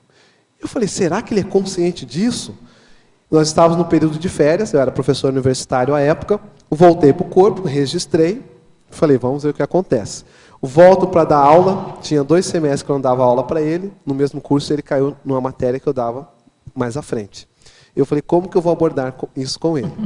Penso um dia, penso outro, penso mais um, falei, já sei. Chegou no final da aula, eu falei assim, rapaz, vem cá, você conhece algum local que faz tratamento de pessoas que têm envolvimento com drogadição? Você sabe, a gente como professor às vezes tem contato, quer encaminhar alguém, eu não sou de Foz, então às vezes eu não conheço. Não, professor, tenho sim, conheço. Eu vou trazer para você o contato do pediatra da minha filha, que ele é presidente da associação, não sei o que, não sei o que, não sei o que lá. Inclusive o meu irmão está com problema, meu pai e minha mãe estão com depressão. Aí eu entendi por que ele extrafisicamente estava com autoridade moral coordenando aquele grupo que fazia mais ou menos o mesmo tipo de trabalho. Eu lembro que à época eu até falei assim, nossa, mas eles trabalham assim, eu fazia assado. A energia aqui é diferente da que eu trabalhava lá. Então eu fiz alguns confrontos do tipo de trabalho.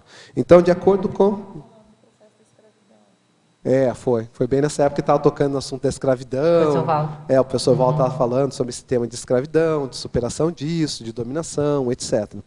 Então, assim, a gente se predispondo a ser assistencial e atuar em assistência, existem vários grupos que trabalham. A gente pode começar a atuar e, em alguns momentos, ter mais lucidez de perceber o trabalho.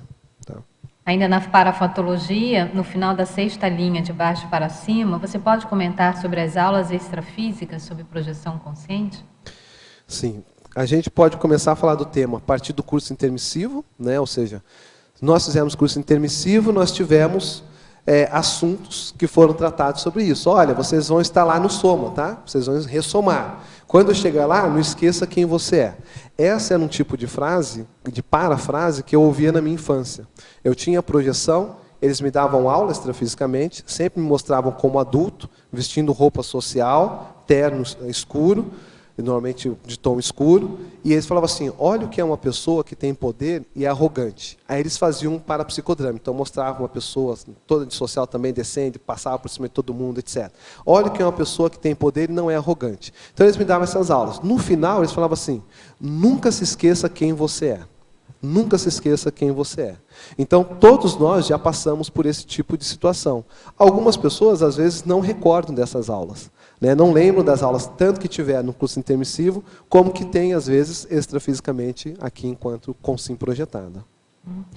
E agora, em efeitologia, Marcelo, na primeira linha, você pode explicitar o efeito da Agendex na catálise da projeção lúcida? É o que eu estava falando para alguma pergunta que foi feita, né? Crie a sua agenda, os seus objetivos. Ah, eu quero me projetar e eu quero conhecer a Interlúdio. É um alvo projetivo. Interlúdio é uma Comunex, uma comunidade extrafísica, avançada, evoluída, que tem relação aqui com a conscienciologia. Ela se situa mais ou menos entre a parageografia e a geografia, na região das cataratas, do Parque Nacional do Iguaçu. Então você tem elementos. Coloca esses elementos, a hora que você vai deitar, você pensa nisso, você faz rapport, você joga energia nesse sentido que você quer ir para lá, trabalha suas energias e relaxa. Então você vai criar uma agenda extrafísica. Não, eu quero entender tal traço. Você vai colocar lá para você. Você pode até escrever numa agenda física e de tempo em tempo você lembrar daquilo, jogar energia, trabalhar energia pensando naquilo. Isso você vai criando uma agenda extrafísica que quando você está fora do corpo, você, aqui eu quero entender tal coisa.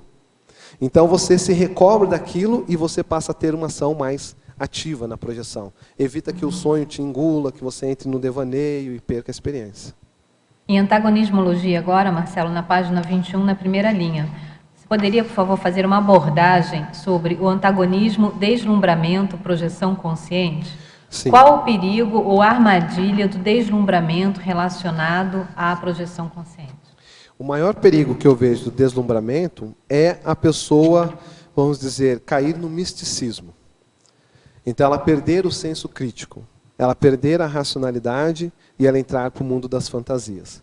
Porque o deslumbrado, ele fica encantado com o fenômeno, ele passa a admitir qualquer coisa que ele veja fora do corpo, que ele tenha percepção, aí o que ele não consegue compreender entra a lacuna da imaginação, a hora que entra a lacuna da imaginação, ele completa isso criando o processo místico, e aí a pessoa ela acaba não se desenvolvendo como projetora.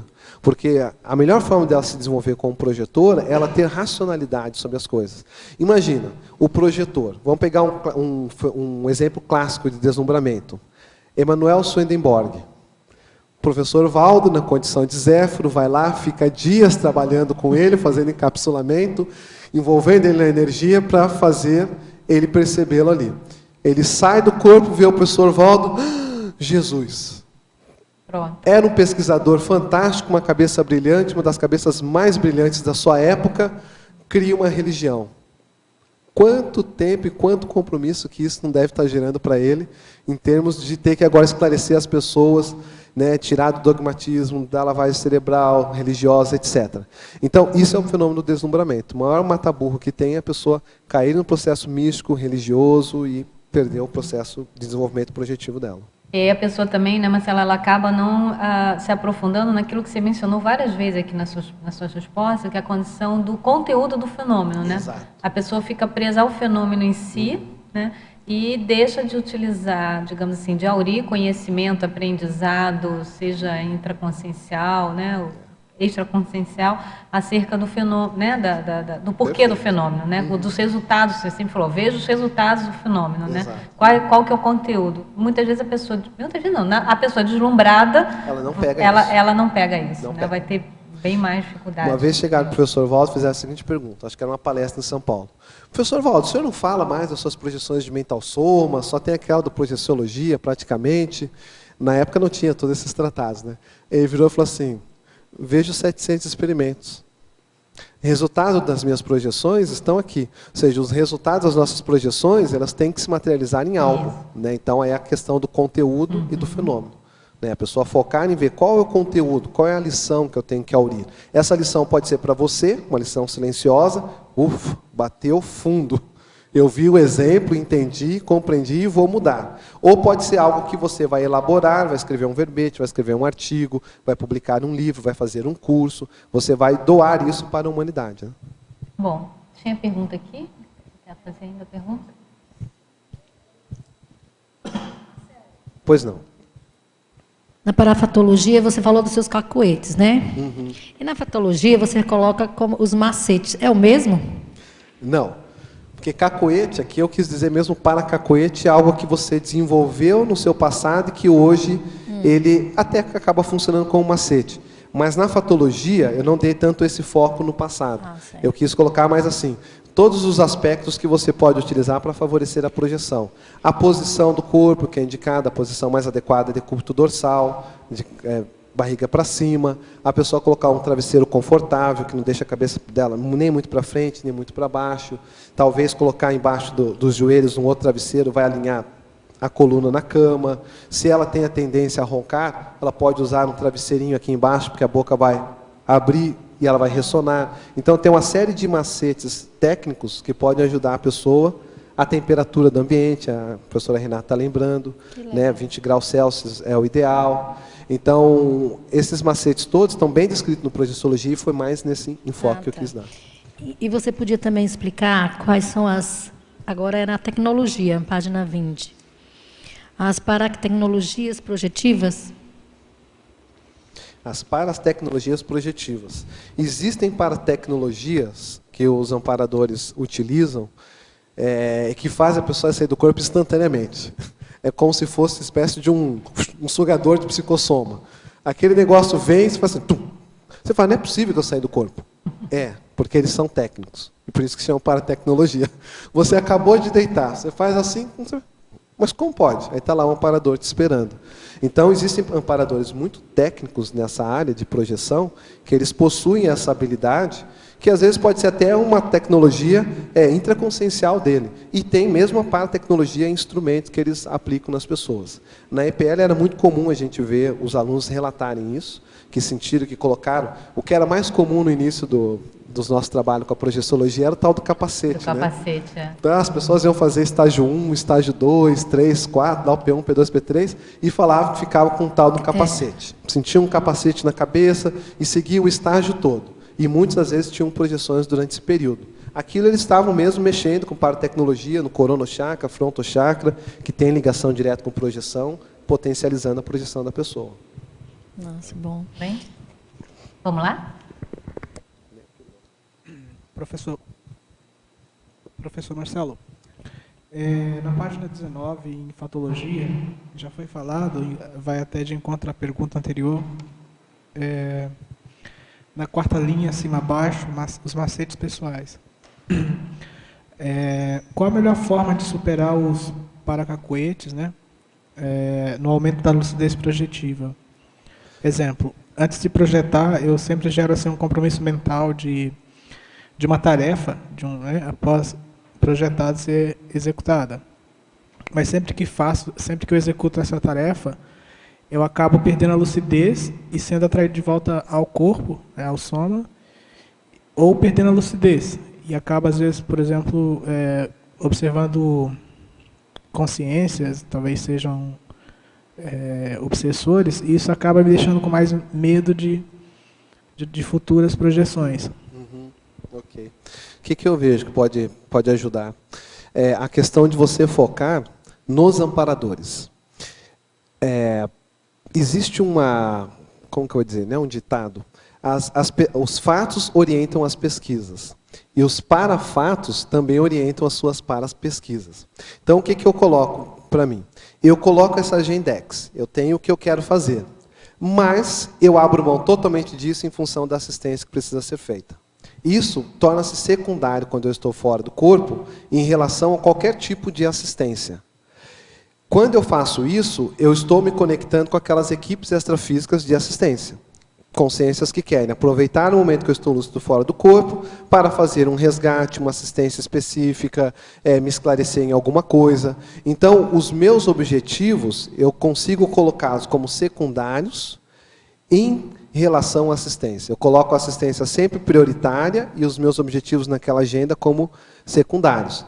Então, nesse sentido, talvez valha a pena você pensar e refletir um pouco nisso. Não, eu quero muito esse objetivo. Mas, amparadores, eu estou para o que der e vier para assistência. Se for necessário fazer assistência, eu abro mão desse meu objetivo. Então, isso você vai começar a se cercar e se conectar e evocar mais os amparadores que vão começar a ser os parafatos que vão conduzir as suas parapesquisas. Normalmente, o que eu já vivi nesse sentido? Eu me predisponho para assistência, acabo me envolvendo com uma assistência específica. Quando termino o trabalho, é como se fosse assim, olha, agora você está liberado para você fazer o que você quer. Aí é aquele momento que eu, opa, estou livre, acabou o negócio, eu quero fazer tal coisa. Aí eu lembro da minha agenda e eu foco nela. Tá? A outra coisa que a gente já falou aqui ao longo do nosso debate, né?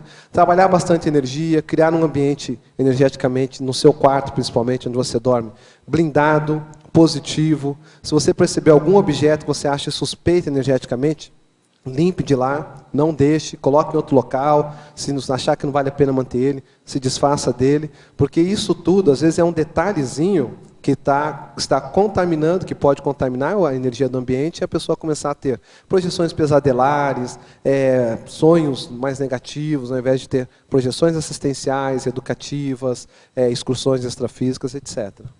Tá?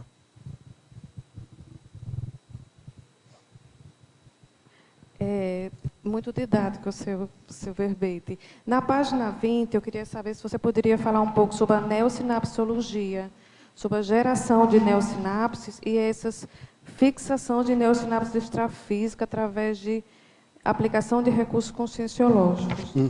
Tá. Lembra que eu falei do paracacoete?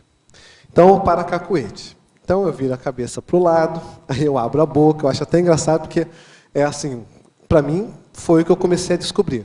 Quando eu percebi isso, eu falei assim, tem alguma coisa por trás. Então vem o senso crítico e você querer entender, né? Não ficar na primeira.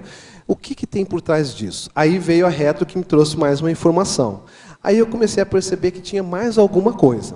Até que em uma experiência da minha TENEPS, que é o relato lá no livro da TENEPS, os amparadores falaram para mim assim, faça o pensamento lateral.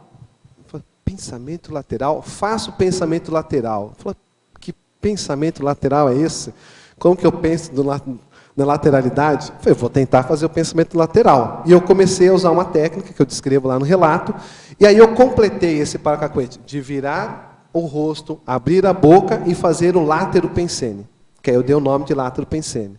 Ou seja, à medida que eu comecei a aplicar isso, eu comecei a ver que isso foi fixando e ficando cada vez mais fácil.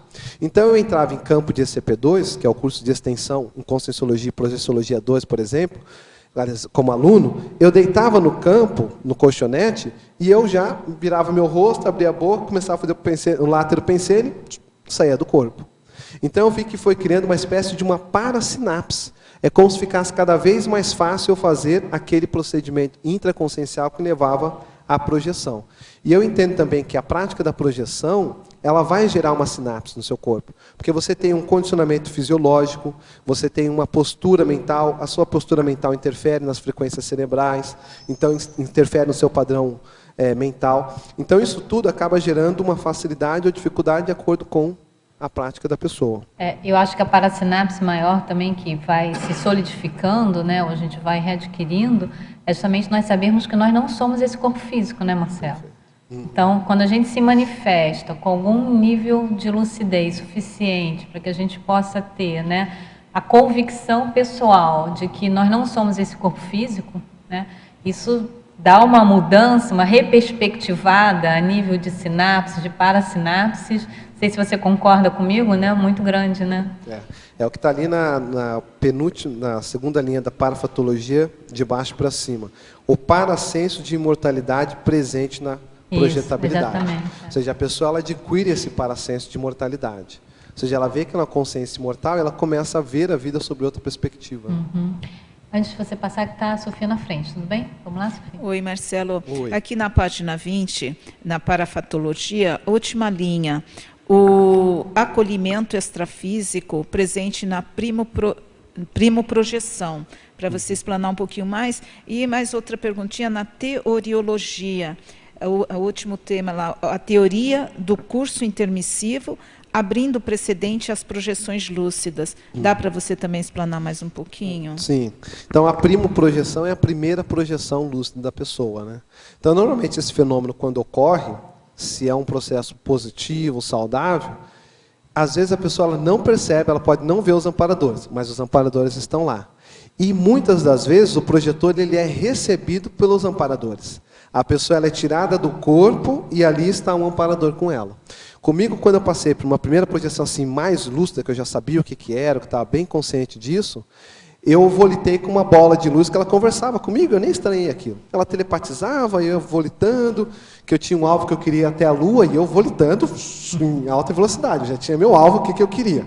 E ele conversando comigo, daqui a pouco ele falou, é melhor você descer.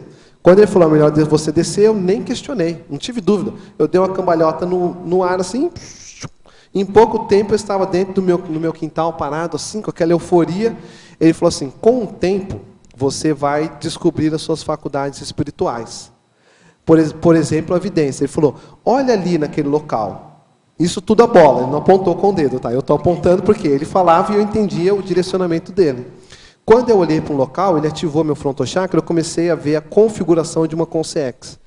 A hora que eu vi aquela consciência, me passou uma má intenção. Aí eu pensei assim, essa pessoa, não tinha o termo consciência, não conhecia a conscienciologia. Eu falei assim, esse espírito não está com boa intenção, eu vou voltar para o meu corpo.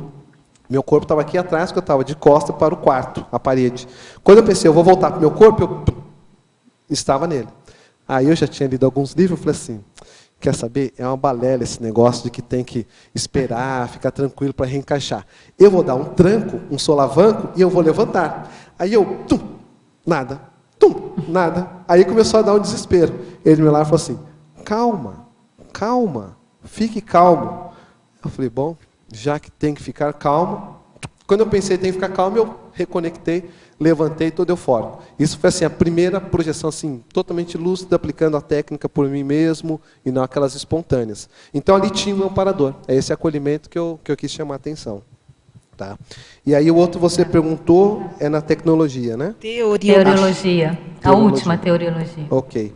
A teoria dos cursos intermissivos abrindo precedente às projeções lúcidas, que é aquilo que eu comentei para alguém. No curso intermissivo, se a pessoa admite que ela é intermissivista, ela estudou projeção consciente. Ela estudou projeção consciente porque a projeção consciente ela é a ponta, é o fenômeno do começo, do início, do princípio, da escala da consciência contínua.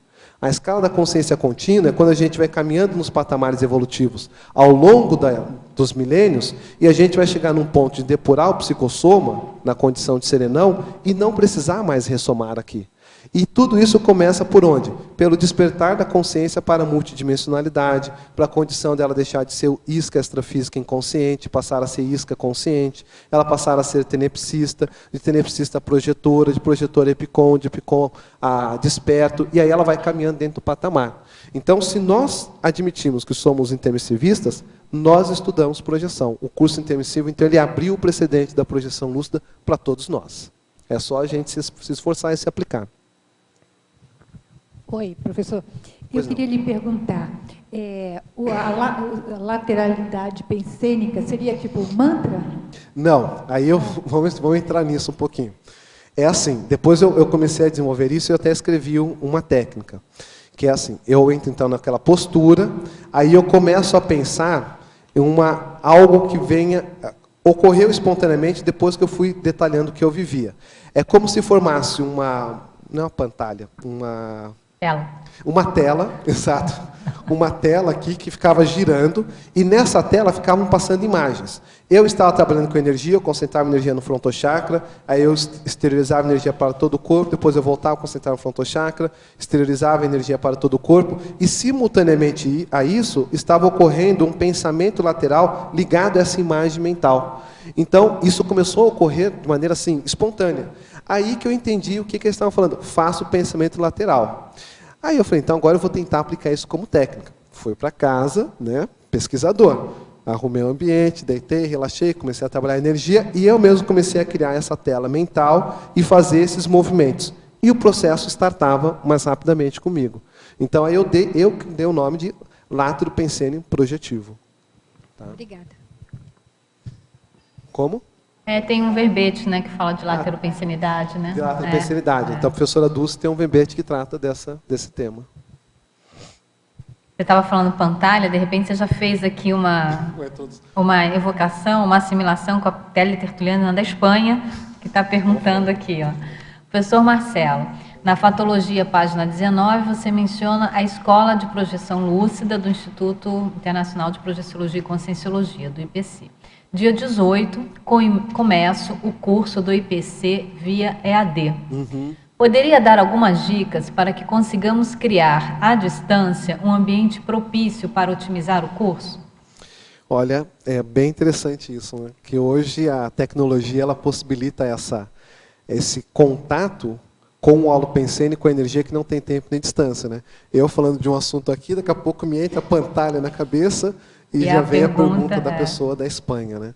Então, aproveita isso e pensa na multidimensionalidade como sendo um contínuo de dimensões. A gente que vê essa multidimensionalidade de maneira fracionada.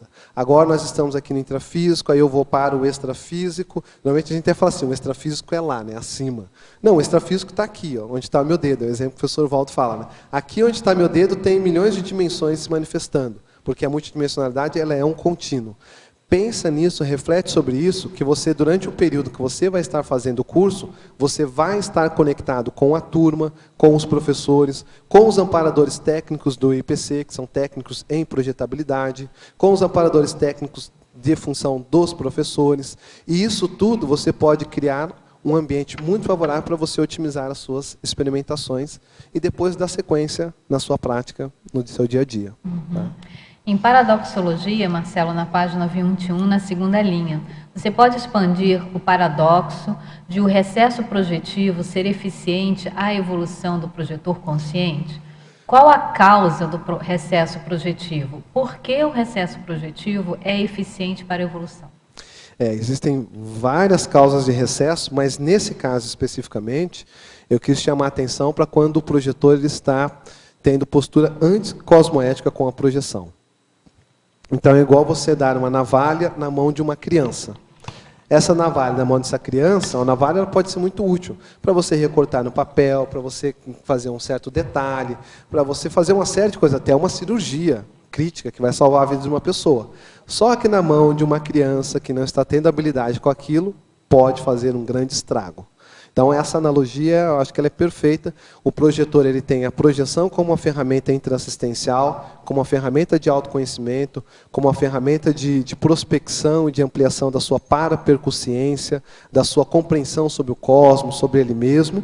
E, de repente, ele pega tudo isso, ele deixa de lado e começa a usar de maneira anticosmoética. Fazer espionagem, fazer assédio extrafísico sobre outras pessoas, ser intrusivo na consciencialidade de outras pessoas, vampirizações, tudo isso existe. Projetor vampiro existe. Então, nesse sentido, o recesso projetivo para essa pessoa é melhor. Que ela fique dentro do corpo, que ela possa encarar as suas dificuldades, fazer as suas reciclagens. No momento que ela estiver mais equilibrada, ela usufrui da projeção. É isso, essa sua resposta, ela até já abrange a segunda pergunta do mesmo teletertuliano, que ele coloca, ele pede para você exemplificar a mania anticosmoética de Bilhotar, podendo gerar o recesso projetivo. Então, você já explicou aí na sua resposta. Agora, comenta um pouco o caso, Marcelo, daquele caso que o recesso projetivo ocorre para a pessoa ela não deslumbrar ou ela não se aliar da vida intrafísica. Isso ocorre também, né? Como é que é isso? Até de maneira saudável, né? Então, o pesquisador que tem muita facilidade de se projetar. Mas se ele se projeta, a vida multidimensional ela é uma infinitude. Então, há muitas demandas. Ele pode ficar envolvido com aquilo e o tempo todo ele está com uma equipe, com outra, fazendo uma série de atividades. Mas naquele período da vida, ele precisa estar mais focado no intrafísico para certas demandas pontuais que ele tem que priorizar. Então vem um recesso projetivo assistencial, ou seja, ajuda a pessoa a ficar mais com o pé no chão, focar naquilo que é o prioritário naquele momento, ela dá sequência naquilo e a hora que ela encaminha, ela pode voltar a ter mais projeções. Então, existe o patológico, que foi o que a gente exemplificou antes, e esse saudável que você chamou a atenção. Tem uma pergunta aqui que já foi feita, Marcelo, mas provavelmente a teletertuliana pode ser retardatária, mas vale a pena você, se você quiser expandir mais a sua resposta. Ela pediu para você falar sobre a condição da consim-cobaia dos intermissivistas quanto aos recursos projetivos. Então, nós somos, vamos dizer, uma das primeiras gerações de intermissivistas que estão com essa lucidez do que é a conscienciologia, de que a conscienciologia deriva da reurbanização extrafísica e que, em função da reurbanização extrafísica, foram feitos os cursos intermissivos para preparar e melhorar o desempenho das consciências quando vêm para cá, que nós temos uma PROEX e etc.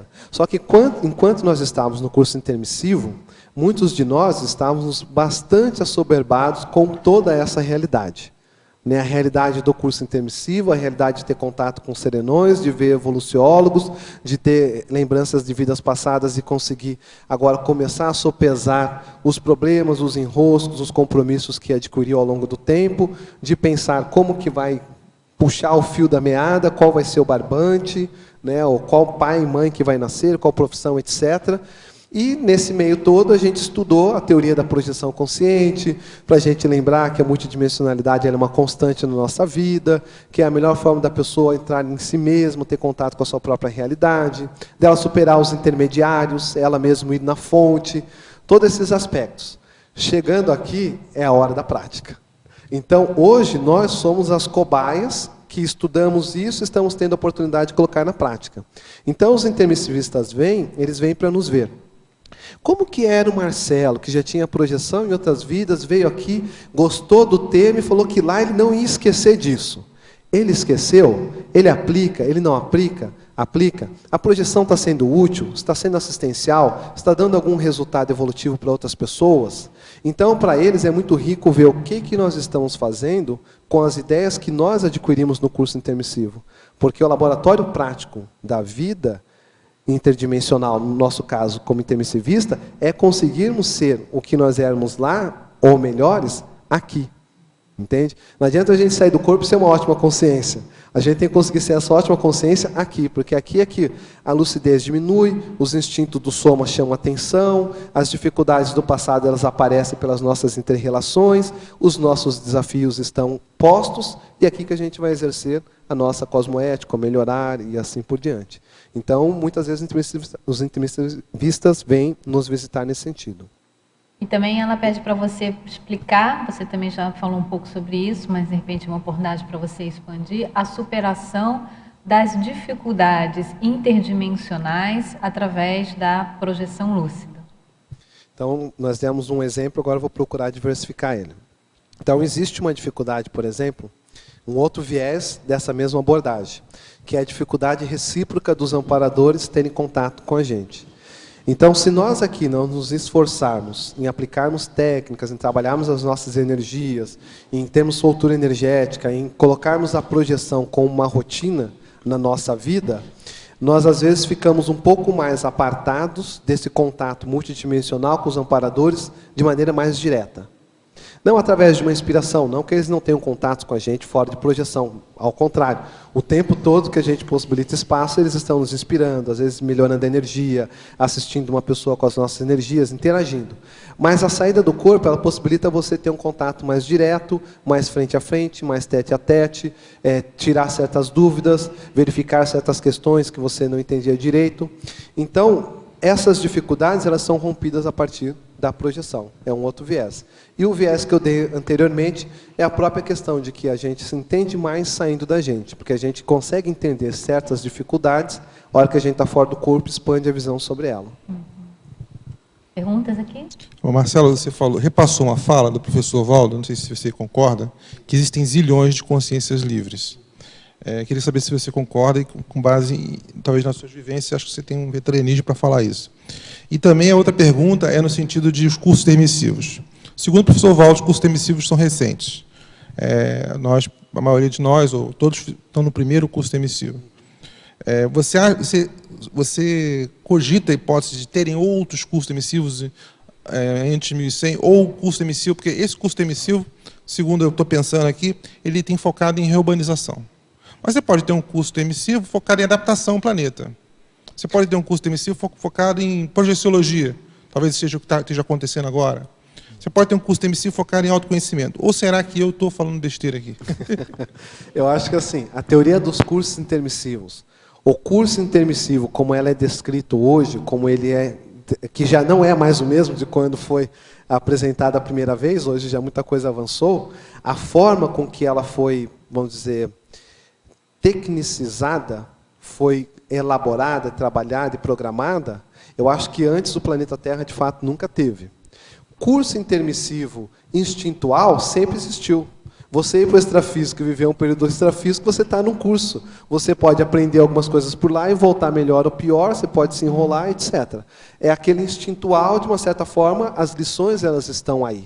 O lato senso, né? É o lato senso. Agora, o curso intermissivo, como sendo um processo elaborado, focado dentro de um processo da Reurbex, focado no processo da conscienciologia, criando os primeiros paraconscienciólogos, que foram os primeiros conscienciólogos que viraram consex, que hoje são amparadores, que entendem da conscienciologia, estão se especializando mais ainda para voltarem com mais lucidez. E isso eu acho que, de fato, é a primeira vez que a gente está tendo no planeta Terra, e ele é derivado da reurbanização que o planeta está passando. Tá? Agora, lições, grupos de estudos, de grupos de autoconhecimento, ao longo da história do planeta, isso sempre existiu, os afins se atraem, e aí você poderia chamar esse curso intermissivo lato sensu, instintual. Que, na verdade, aqui também é uma extensão, né? É uma extensão. Até os intermissivistas vêm para cá e dizem, professor Waldo, que às vezes gosto mais da aula daqui do que de lá, né? Tem assunto mais atual, às vezes, né? E também o Waldo já vai antecipando, o professor Waldo já vai antecipando alguns temas, né? Exato. Não, é isso, eu ia abordando todos os temas que ele está ali colocando, né? Uhum. Aqui tem uma diversidade disso. Tem. Né?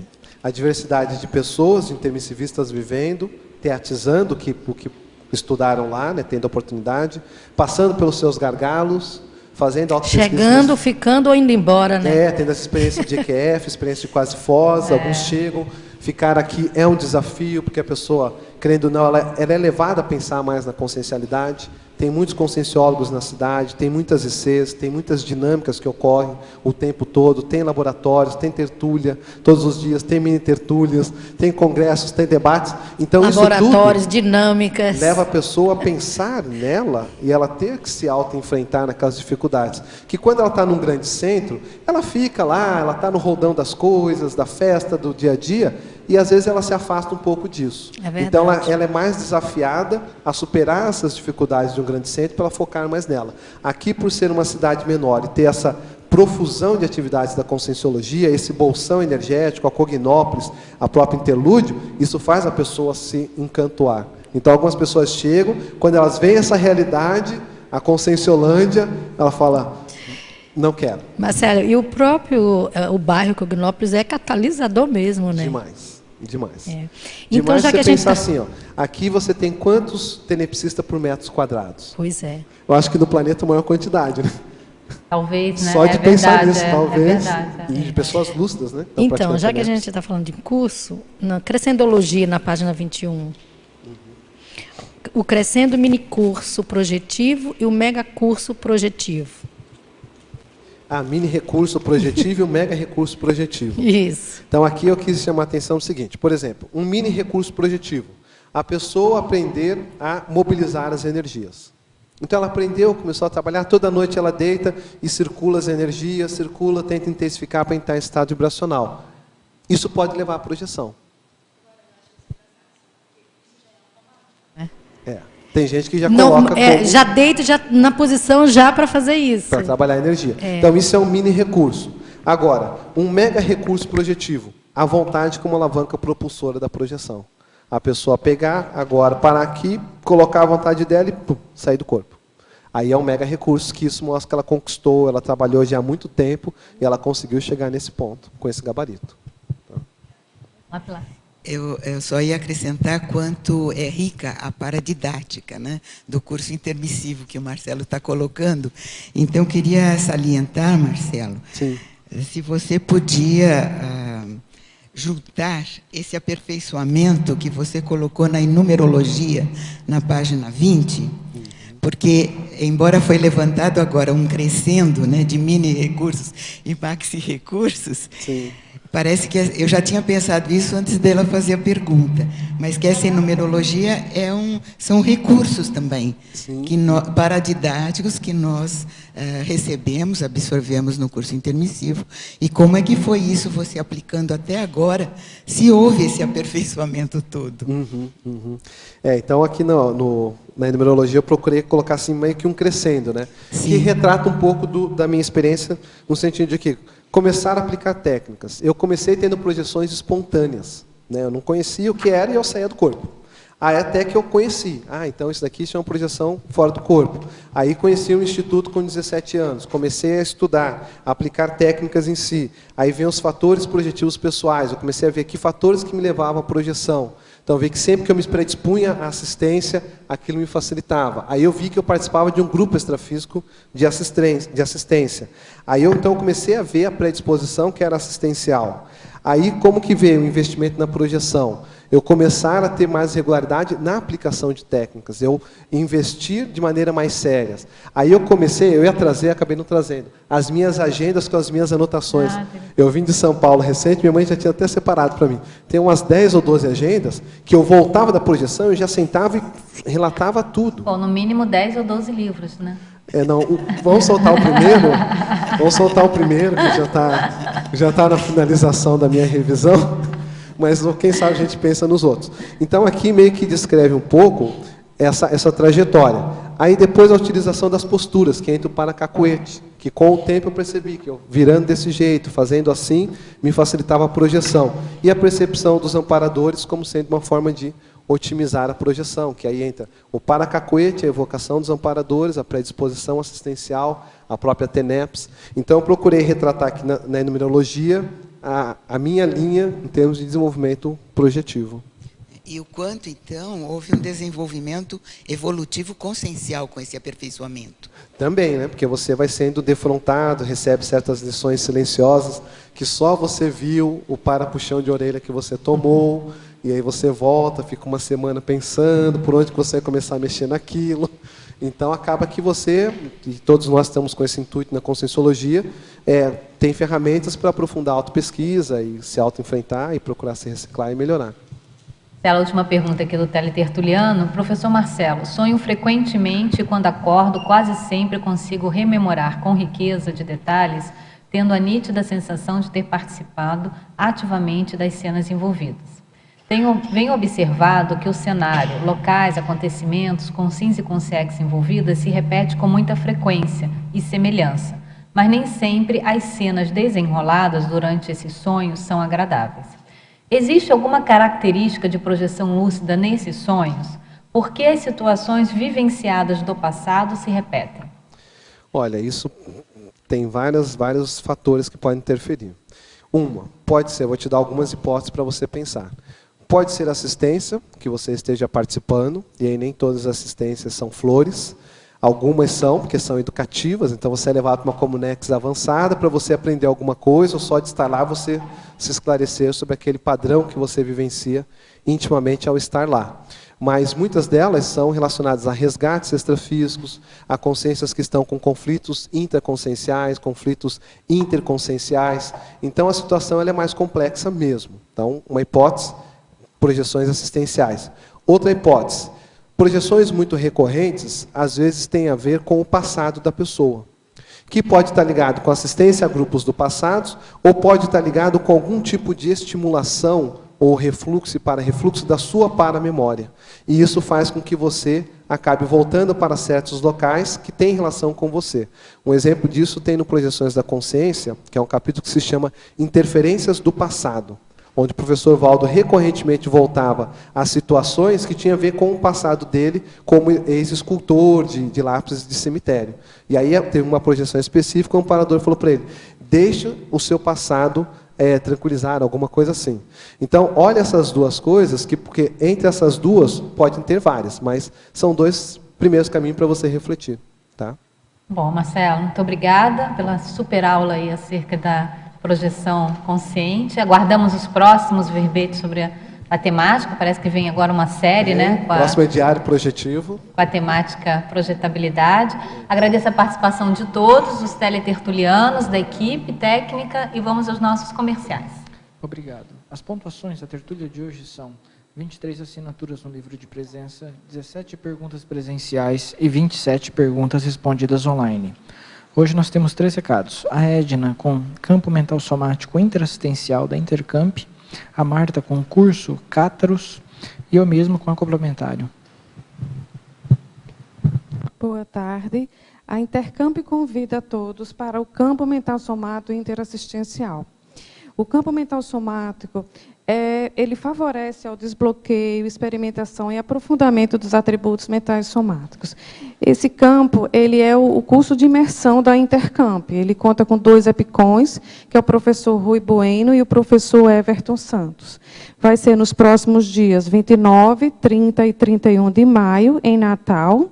Para maiores informações, no telefone 84 3211 3126 ou www.intercamp.org. Obrigada. Boa tarde. Dia 19 de abril será ministrado pelo professor João Ricardo o curso Cátaros, na série da CIP no Polo Discernimento. Temas que serão abordados: conteúdo histórico da Europa na Baixa Idade Média, geopolítica de Languedoc, bases do catarismo, cruzadas e a Inquisição, influências do pensamento cátaro. Mais informações pelo e-mail acip@acip.com ou pelo telefone 45 2102 1421. Obrigada.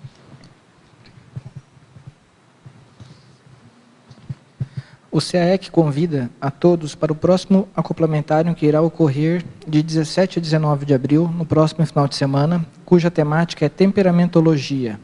Os EPICONs deste acoplamentário são os professores Flávio Bonato, Mabel Telli e Eliane Stedley. Para maiores informações, procurem a recepção do CAEC. E para amanhã, nós teremos o verbete Amigo Invisível, especialidade para conviviologia. E o verbetógrafo, Nicolas Daniel. Muito obrigado e boa tarde a todos.